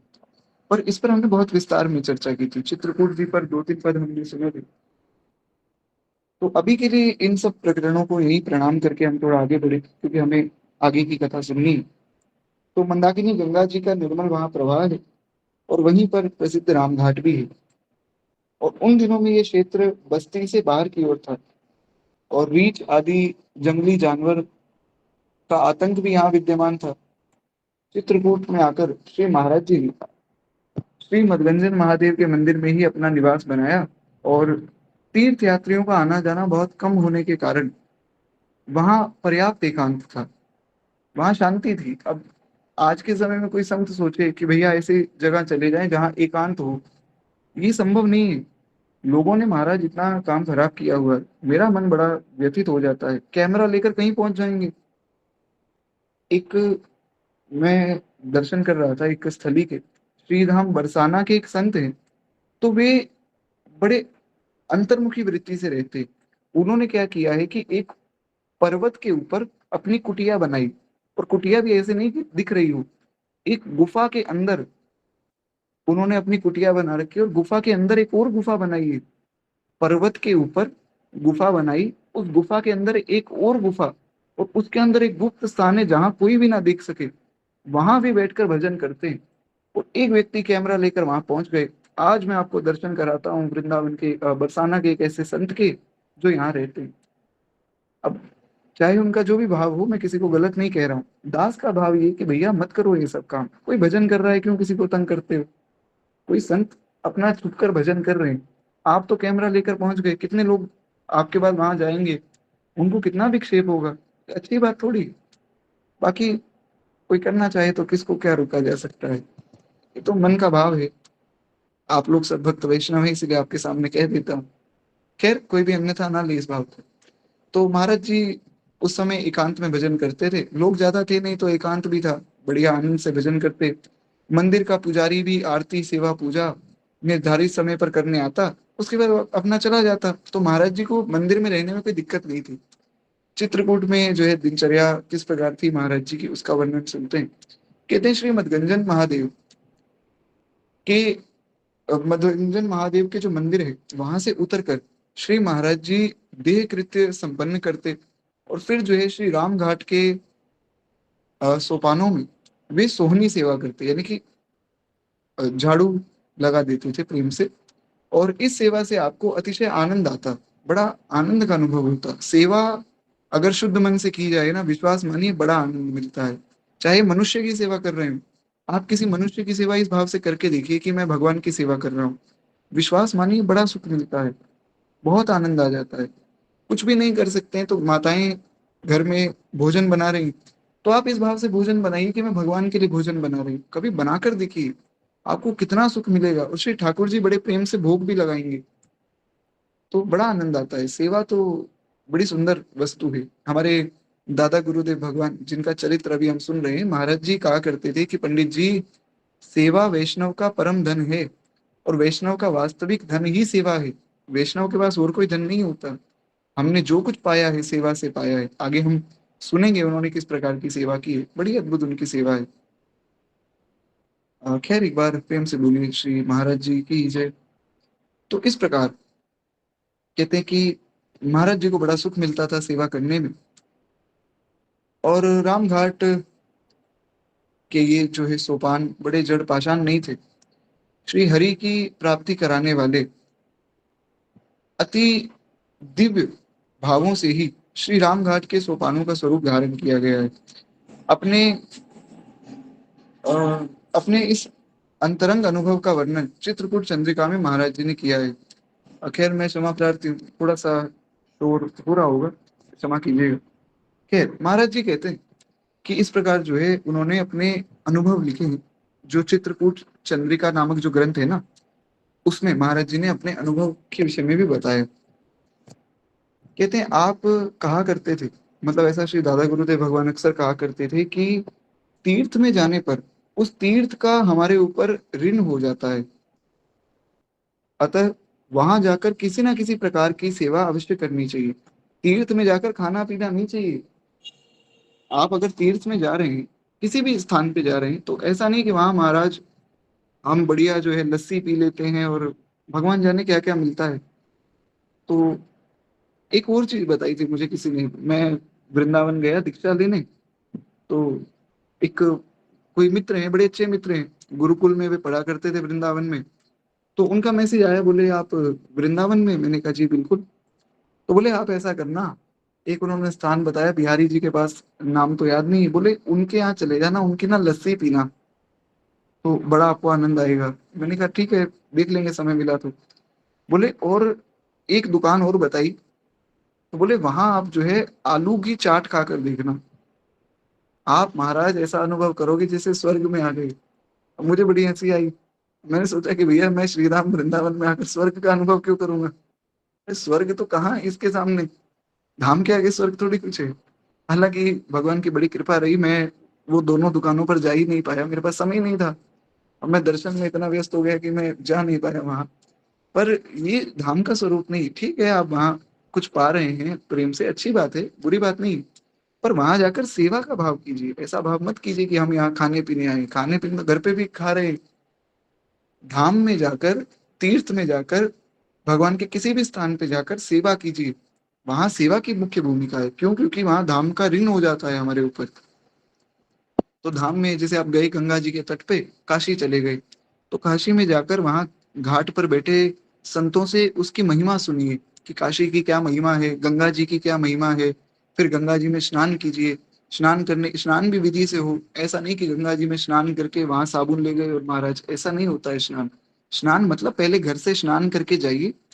घर से स्नान जब आपका हो गया, पवित्र होकर गंगा जी में डुबकी लगाइए, और वहां शरीर को पहुंचना नहीं, वैसे ही बस कपड़े धारण कर लीजिए ऊपर, अपने आप शरीर सूख जाएगा। गंगा जी को प्रणाम कीजिए।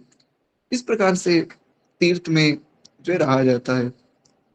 खैर आप सब वैष्णव जन है, इन बातों को समझते हैं, ज्यादा विस्तार नहीं करेंगे, आगे बढ़ना है। तो कहते हैं इस प्रकार महाराज जी कहा करते थे कि पंडित जी, किसी भी तीर्थ में जाओ तो वहां उसका ऋण हमारे ऊपर हो जाता है, इसलिए वहां जाकर किसी प्रकार की सेवा अवश्य करनी चाहिए। पवित्र सरोवर एवं नदियों के घाटों को जो है परिष्कार करने की सेवा श्री महाराज जी ने आजीवन की है, और खूब प्रेम से जो है घाटों की सेवा करते थे। चित्रकूट में इसी निवास काल में आप शरीर पर एक ही वस्त्र रखते थे। हमने सुना था महाराज जी जब काशी से चले तो एक ही वस्त्र था, एक कोपिन थी और एक कटी वस्त्र था। तो बस एक वो कटी वस्त्र ही रखते थे। उस कटी वस्त्र को धोकर सुखा देते और कोपिन को धारण कर लेते, और फिर जो है कटी वस्त्र को धारण कर लेते। इस प्रकार से बस महाराज जी रहते थे। कोई पैसा नहीं था, कोई बर्तन नहीं था, कोई कपड़ा, कुछ भी नहीं था। ऐसा जीवन जीते थे, और विश्वास मानिए ऐसा जीवन जब कोई जीता है ना तो उसको बड़ा सुख मिलता है। क्यों? उसको चिंता नहीं रहती। कभी आप लोग ऐसा अनुभव अपने आप करके देखिएगा, आपके पास कोई ऐसी वस्तु हो ना जो बड़ी मूल्यवान है, आपको बड़ी चिंता रहेगी, किसी को देना है, क्या करना है। या मान लीजिए मैं आपके यहाँ आया और मैंने आपको जो है 500 रुपये दे दिए कि आप जो है 500 रुपये अपने पास रखिए, अमुक व्यक्ति अमुक दिन आएंगे आपसे ले जाएंगे। आपको तब तक चिंता लगी रहेगी कि 500 रुपये को कैसे रखें, कहाँ रखें, कहीं ये खो ना जाए, कहीं चोरी ना हो जाए। अब जब 500 रुपये है ही नहीं तो चिंता भी नहीं। तो इसलिए जितना कम होगा उतना आनंद होगा। इसलिए श्री कबीर बाबा कहते हैं कि जिनको कछु न चाहिए बेशाह के शाह, चाह गई चिंता मिटी और मनुआ बेपरवाह। चाह चली गई, चिंता ही खत्म हो गई, अब तो मन आनंद में है महाराज। इसलिए तो कबीर बाबा ने कहा जो सुख पायो राम भजन में, सो सुख नाही अमीरी में, मन लागो मेरो यार फकीरी में। कबीर बाबा कहते हैं कि अब तो इस साधुशाही जीवन में ही आनंद है। बहुत पैसा देख लिया, क्या हो गया उस पैसे से? कुछ नहीं हुआ, आनंद तो यहाँ है। तो महाराज जी का जीवन दिखने में बड़ा आनंदमय है, पर बड़ा तप है। सोचिए, एक ही वस्त्र में महाराज जी गर्मी सर्दी बारिश में, और प्रचंड गर्मी पड़ रही तब भी एक ही वस्त्र है। तो कितने तप में महाराज जी अपना जीवन व्यतीत कर रहे हैं। कितने कटे वस्त्र और एक कॉपी महाराज जी धारण करते थे, और मंदाकिनी गंगा में खड़े होकर 3-4 घंटे तक एक ही बार में जप करते थे। आहार के प्रति आपका सर्वथा निरपेक्ष थे। ऐसा नहीं कि बढ़िया मसाले मिलेंगे और कुछ मिलेगा तभी पाएंगे। वैष्णवों को, भजन करने वाले व्यक्ति को थोड़ा भोजन के प्रति कम रुचि रखनी चाहिए। जो भोजनानंदी होता है ना, वो भजनानंदी नहीं हो सकता है। जिसको भोजन में बड़ा आनंद आता है, भजन कहाँ कर पाएगा वो व्यक्ति? जो मिल जाए प्रभु कृपा से खूब प्रेम से पाना चाहिए, और जो भगवान को भोग लग सके वही पाना चाहिए। कहते हैं भूख लगने पर वन में बेर कैत आदि फलों का चयन करते, उन्हीं का भगवान को भोग लगाते और प्रेम से वही पा लेते थे। इन दिनों में कभी कभी जो है अनाहार भी होता, कभी कभी नहीं मिलता महाराज भोजन, तो नहीं मिलता, बढ़िया है। कभी कभार अन्न आहार भी होता, कभी कभार अन्न भी पा लेते थे, कभी कभार फल पा लेते थे, कभी कभार व्रत करते थे। तो महाराज जी के व्रत भी बड़े लंबे व्रत होते थे, तो कई बार भी प्रेम से व्रत भी करते थे। तो कहते हैं इस प्रकार महाराज जी का भोजन के प्रति बहुत रुचि नहीं थी। जो मिलता था वो पा लेते थे। अन्न मिल गया तो अन्न पा लिया, फल मिल गया फल पा लिया, नहीं मिला तो नहीं पाया। तो कहते हैं जन संपर्क से दूर एकांत स्थल में कठिन साधना व तपस्या में निरत श्री महाराज जी को शारीरिक अवस्था ने घेर लिया, अस्वस्थता ने घेर लिया। महाराज जी की ऐसी अस्वस्थता हो गई कि अकेले रहते थे और खाने पीने का कोई विचार नहीं, फल ही खाते थे, तो अस्वस्थ हो गया शरीर। उन्हें शरीर के पिताजी, शरीर की जो पिताजी, उनका स्मरण हुआ कि पिताजी ने कहा था भैया तप करके रहना पड़ेगा एकांत वृत्ति से। महाराज जी ने सोचा चलो कोई बात नहीं, अब जो अवस्था है हरी इच्छा है, क्या किया जा सकता है। तो महाराज जी को हुआ क्या था उसका वर्णन आगे श्री गुरुदेव भगवान कर रहे हैं। कहते हैं कि महाराज जी को जो है छाप की उलझने की वेदना होने लगी। भगवान जाने कौन सी बीमारी है, पर कुछ तो बीमारी है महाराज, बड़ी गंभीर। उस निर्जन स्थान में सम्यक चिकित्सा से दूर था वो स्थान। वहां कोई डॉक्टर तो था नहीं, वो तो जंगल था। चित्रकूट एक जंगल था, वृंदावन एक जंगल था, और जब तक ये जंगल था तब तक ही बचा हुआ था।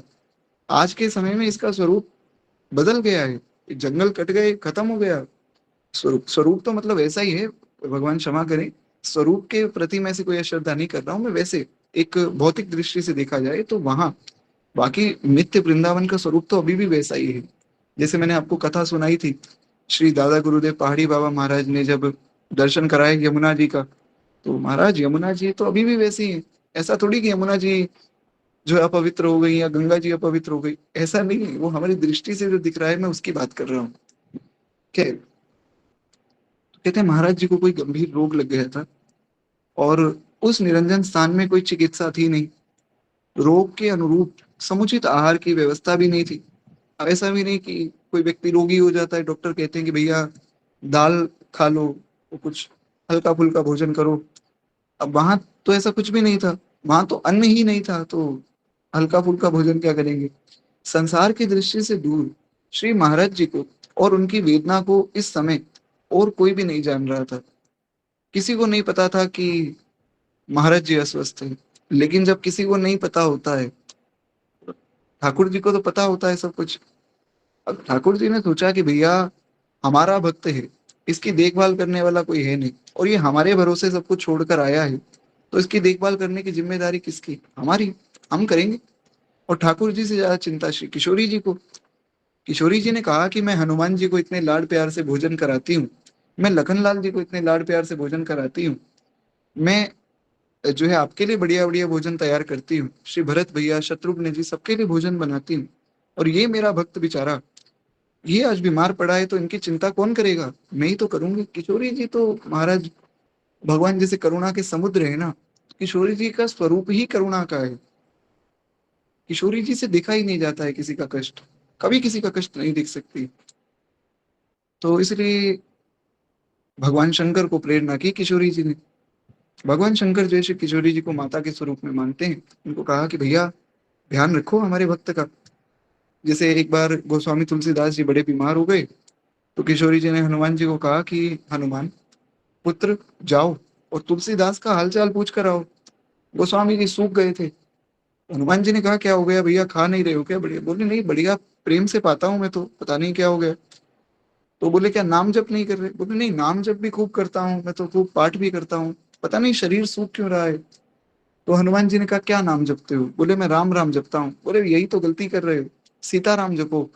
सीताराम सीताराम जपोगे तो किशोरी जी का बल मिलेगा। और जैसे ही गोस्वामी जी ने राम नाम को छोड़कर सीताराम जपना शुरू किया, गोस्वामी जी महाराज बहुत मोटे हो गए। तो इस प्रकार किशोरी जी अपने भक्तों का बहुत ध्यान रखती है।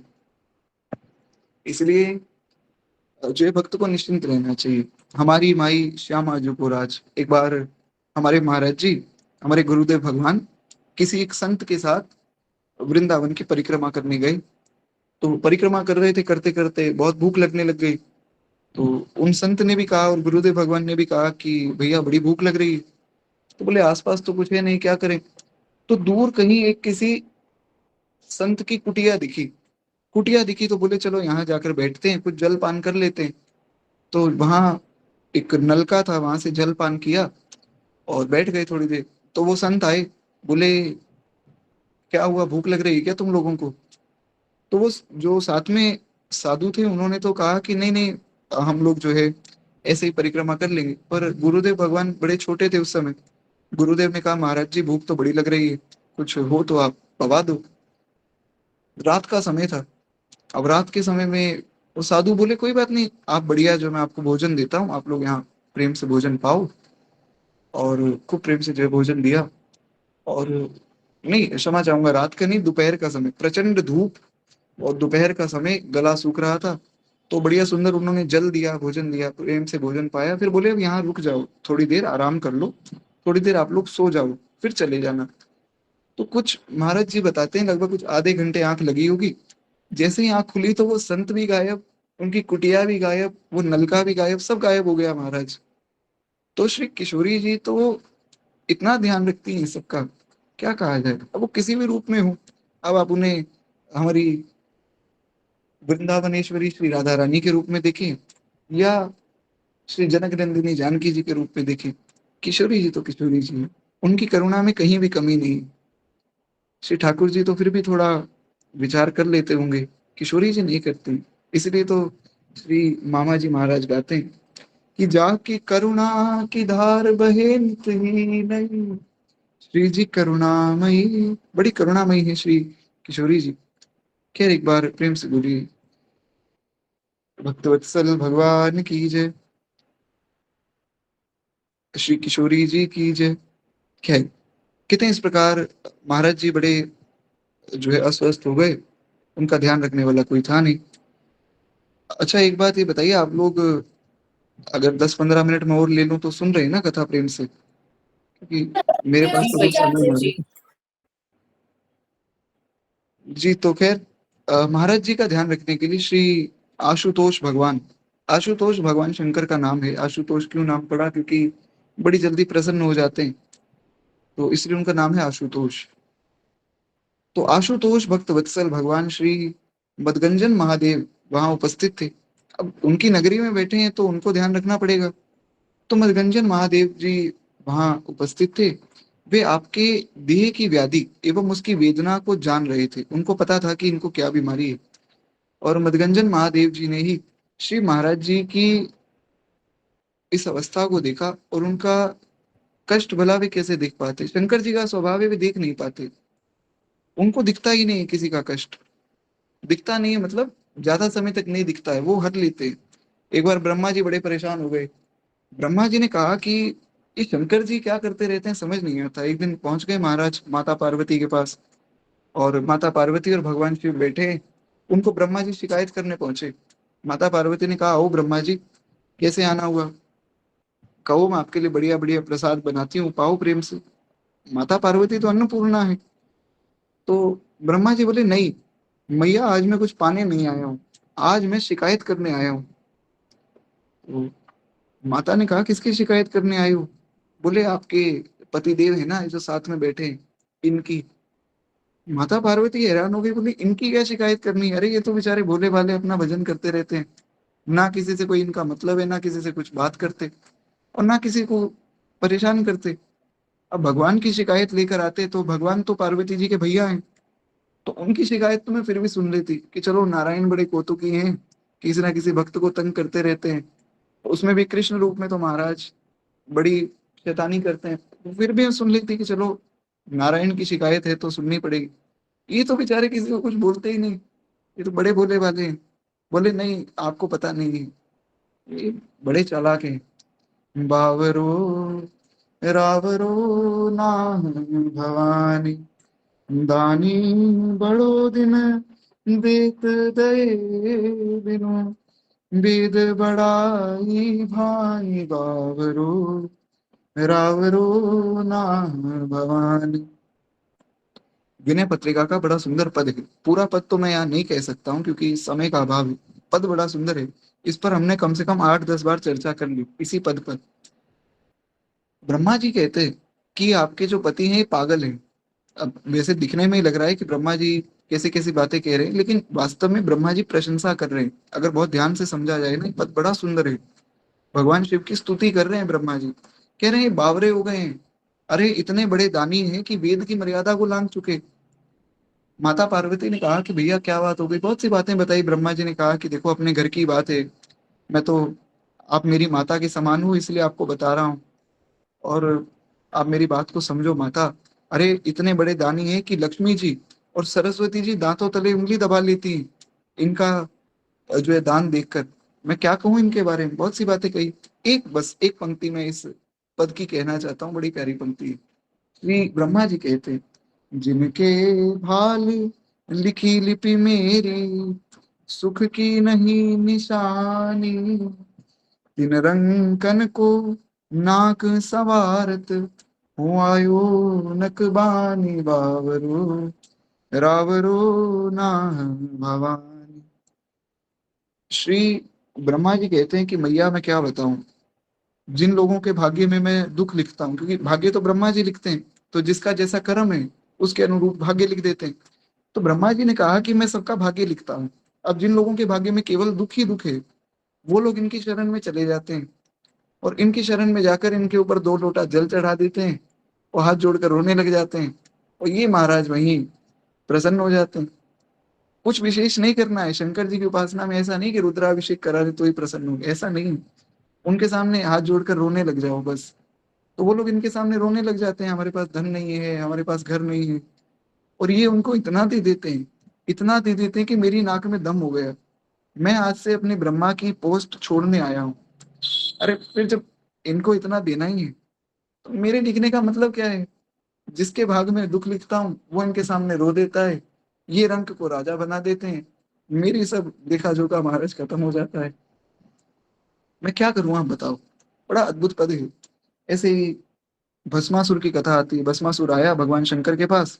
भगवान शंकर को कहा कि मैं ऐसा वरदान चाहता हूँ जिसके सिर पे हाथ रखूं भस्म हो जाए। शंकर जी बोले, ठीक है भैया, जाओ वरदान है। तो वो है तो राक्षस ही, राक्षस की बुद्धि राक्षसी बुद्धि। उसको लगा कि मैं शंकर जी को ही भस्म कर देता हूँ, पार्वती जी को हर लूंगा। तो वो शंकर जी के पीछे भागा। शंकर जी को लगा आशीर्वाद लेने आ रहा है, उसने कहा आशीर्वाद लेने नहीं आ रहा हूँ, आपको भस्म करने आ रहा हूँ। शंकर जी आगे आगे भागने लगे। भगवान हंसने लगे। भगवान ने कहा कि बाबा आप क्यों भाग रहे हो? अरे भाई आपको थोड़ी भस्म कर सकता है। बाबा बोले कि प्रभु कोई बात नहीं, बेचारा मेरा भगत है, ये लीला करना चाहता है तो कोई बात नहीं। शंकर जी और माता पार्वती जगत के माता पिता हैं, तो सबके माता पिता है ये। तब माता पिता तो कई बार बच्चों के साथ लीला करते ही हैं। तो इस प्रकार भोले बाबा ने कहा कोई बात नहीं, प्रभु अपना ही पुत्र है तो खेल रहा है, खेलने दो। तो वो शंकर जी के पीछे पीछे भागा। बात आगे बढ़ गई। भगवान नारायण ने मोहिनी रूप धारण किया, उसको भस्म करवा दिया। कथा आप सबको पता है, कथा में बहुत विस्तार नहीं करेंगे। एक बात जो मैं कहना चाहता हूँ, इस कथा के बाद जो हुई, हुआ क्या कि भगवान ने मोहिनी रूप धारण किया था, भगवान अपने असली स्वरूप में आए और भगवान शंकर के सामने गए। ब्रह्मा जी और सब देवता वहां खड़े। भगवान ने कहा कि भोले बाबा, मैं मानता हूँ आप बड़े भोले हैं, पर आप महाराज ऐसा वरदान किसी को क्यों दे देते हैं कि वो आपके ऊपर ही, आपके पीछे पड़ जाए। अंधक को वरदान दे दिया तुम बड़े शक्तिशाली हो जाओ, अंधक ने पार्वती जी के ऊपर नजर डाली, उनके पीछे पड़ गए। रावण को वरदान दे दिया कि भैया तू त्रिलोक विजयी हो जाए, वो पार्वती जी के पीछे पड़ गए। तो आप भैया ऐसा वरदान क्यों देते हो। शंकर जी बोले, प्रभु मैं आपकी सारी बात मानता हूँ, इस बात में आप मुझे मत बोलो। अरे मुझसे देखा नहीं जाता है किसी का कष्ट, मैं क्या करूं। तो इस बात में मैं आपकी बात नहीं मानूंगा। तो भगवान की बात ही नहीं सुनी, बोले मुझे ये मत बताओ आप कुछ ना कुछ ऐसी बात कह दोगे कि मेरी आज्ञा है आज के बाद ऐसा वरदान मत देना और मुझे मानना पड़ेगा, तो मैं आपकी बात सुनूंगा ही नहीं। मुझसे किसी का दुख नहीं देखा जाता है, मैं दे देता हूँ वरदान, फिर जो होता है सो देखा जाएगा। तो ऐसे हैं भगवान शिव। एक बार प्रेम से बोलिए, भूत भावन भोलेनाथ भगवान की जय। इसलिए तो बड़े भोले हैं श्री शंकर भगवान। अब ऐसे शंकर जी को कोई कहे कि भैया हम तो वैष्णव हैं, हम शंकर जी की उपासना नहीं करेंगे, महामूर्ख है वो व्यक्ति जो ऐसी बात कह रहा है। बड़े भोले हैं भोले बाबा तो। एक लोटा जल चढ़ाया, एक आंसू टपकाया, भगवान की भक्ति दे देते हैं, और क्या चाहिए। खैर, तो कहते हैं मदगंजन महादेव जी को पता था महाराज जी बड़े बीमार हैं, अब वे किसी का दुख देख नहीं सकते हैं। तो उन्होंने क्या किया कि अविलंब ही अपने पुजारी को आदेश कर दिया स्वप्न में। जैसे ही महाराज जी बीमार हुए, तुरंत पहुंच गए पुजारी के स्वप्न में कि मंदिर में रहने वाले जो संत है ना, उनको भैया सेवा की बड़ी आवश्यकता है, तो उनकी सेवा करो आप, प्रेम से औषधि आदि उनको प्रदान करो, दुग्ध आहार करवाओ, बढ़िया दूध दो उनको, उनको दूध नहीं मिला है इसलिए उनका शरीर कमजोर हो रहा है। तो दूध की बड़ी महिमा है, उसमें भी गौ माता का दूध तो अमृत के समान ही है। आजकल लोग भैंस का भी दूध पीते हैं, बड़ी आश्चर्य की बात है, बड़ी गलत बात है। अरे दूध तो गाय का ही दूध होता है भैया। खैर, कहते हैं कि मदगंजन महादेव जी के आदेश के अनुसार पुजारी ने तत्काल ही श्री महाराज जी के लिए बढ़िया औषधि की व्यवस्था की है। और वहां पर नित्य प्रति जो है अपना सब औषधि वे लेकर आते, और बढ़िया सुंदर जो है दूध देने के लिए पुजारी जी आते। पुजारी जी नित्य पूजा करने आते तो दूध ले आते थे साथ में गर्म करके। तो महाराज जी को दूध भी मिलने लग गया। तो सब व्यवस्था भगवान कर देते हैं, आप भगवान के भरोसे चलकर देखिए। विश्वास मानिए, मैं भी यहीं बैठा हूँ, आप भी यहीं, आप भगवान के भरोसे रहकर देखिए, भगवान सब व्यवस्था कर देते हैं। ऐसी कोई बात हो ही नहीं सकती किसी भक्त के जीवन में कि भैया भगवान के आश्रय थे और ये नहीं हुआ। सब कुछ मिलता है। आप चाहे सन्यासी मत बनिए, आप गृहस्थ जीवन में रह रहे हैं ना, गृहस्थ जीवन में भगवान से कुछ कहकर देखिए, भगवान सब पूर्ण करते हैं। ठाकुर जी बड़े जो है करुणा सागर हैं। खैर, इस प्रकार भगवान आशुतोष की कृपा से आप शीघ्र ही बड़े स्वस्थ हो गए। अब महाराज जी का जो है वहां पर चित्रकूट में कुछ महापुरुषों से संपर्क हुआ है।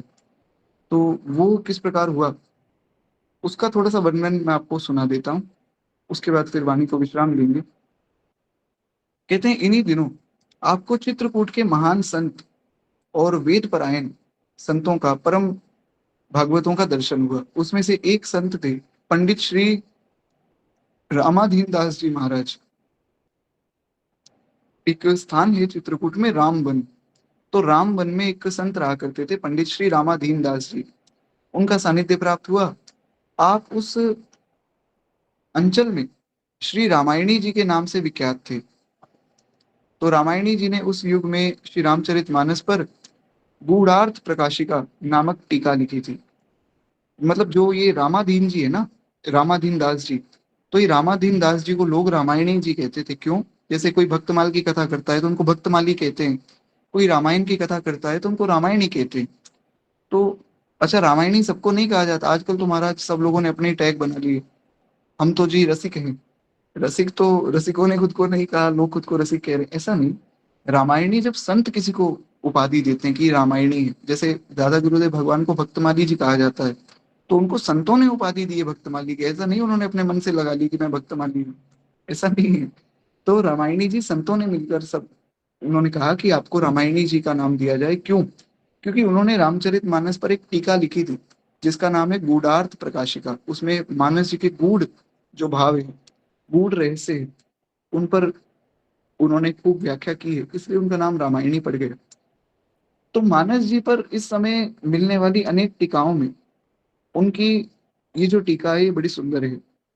रामायणी जी उन विरल मानस मनीषियों में से एक थे जिनके सत्य प्रयासों के फलस्वरूप आज श्री रामचरितमानस पर इतनी सुंदर जो है व्याख्या और सरस कथा वार्ता संभव हो सकी है।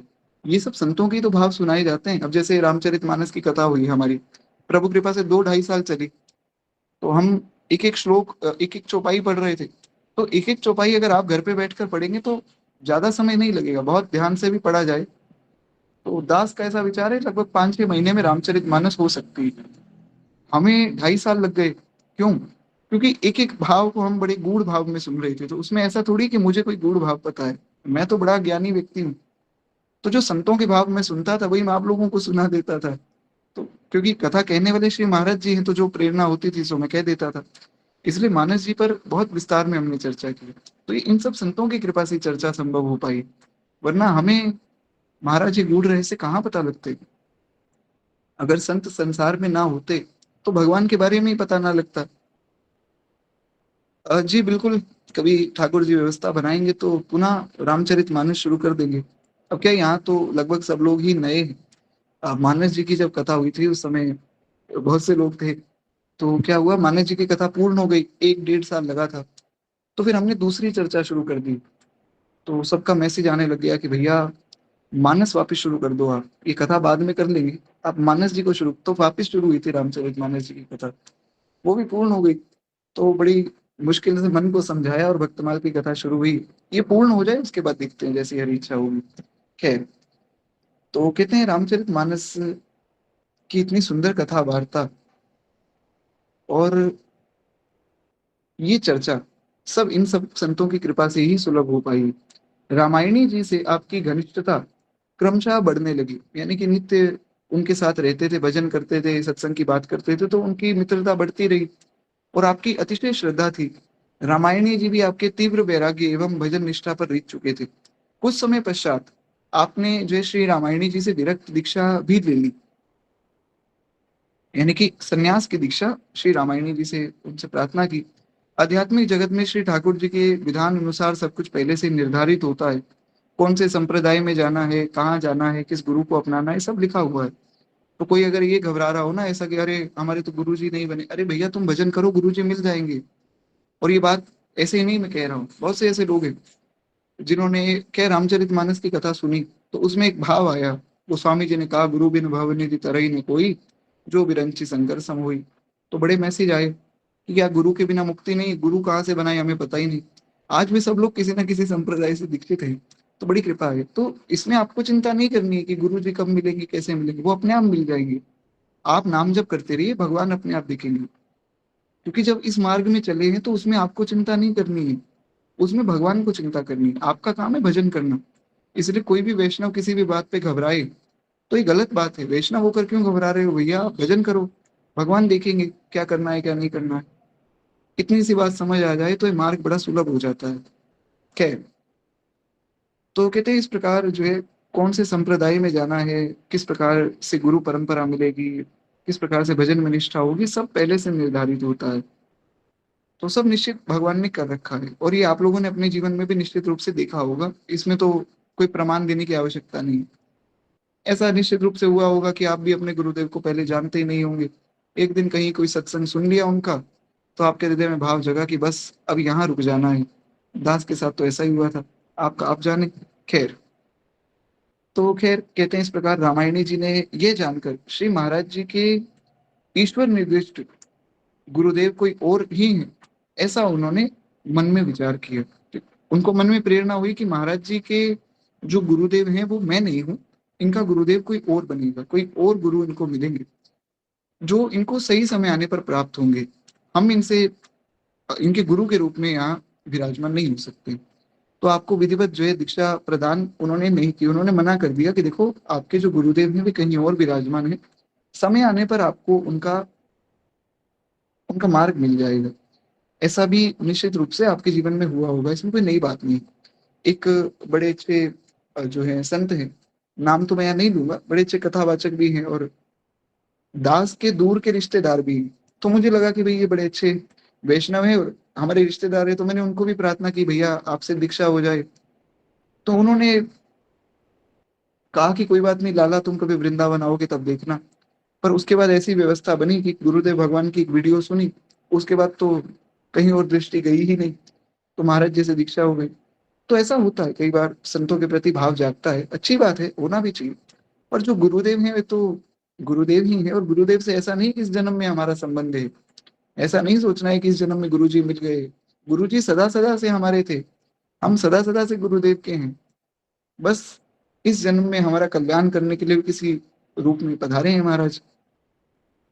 गुरुदेव कोई शरीर थोड़ी, गुरुदेव तो तत्व है। खैर, एक बार प्रेम से बोलिए श्री गुरुदेव भगवान की जय। तो कहते हैं इस प्रकार उन्होंने भी आज्ञा की कि भैया आपके जो गुरुदेव हैं कोई और हैं, आप आनंद से भजन करो, आपको मिल जाएंगे। विशेष आग्रह देखकर रामायणी जी ने वैष्णव चिन्ह ऊर्ध्व पुंड्र तथा तुलसी युगल कंठी आपको धारण करा दी। उन्होंने कहा कि चलिए आप दीक्षा मत दीजिए, मुझे तिलक स्वरूप ही बता दीजिए कौन सा धारण करूं, और कंठी दे दीजिए।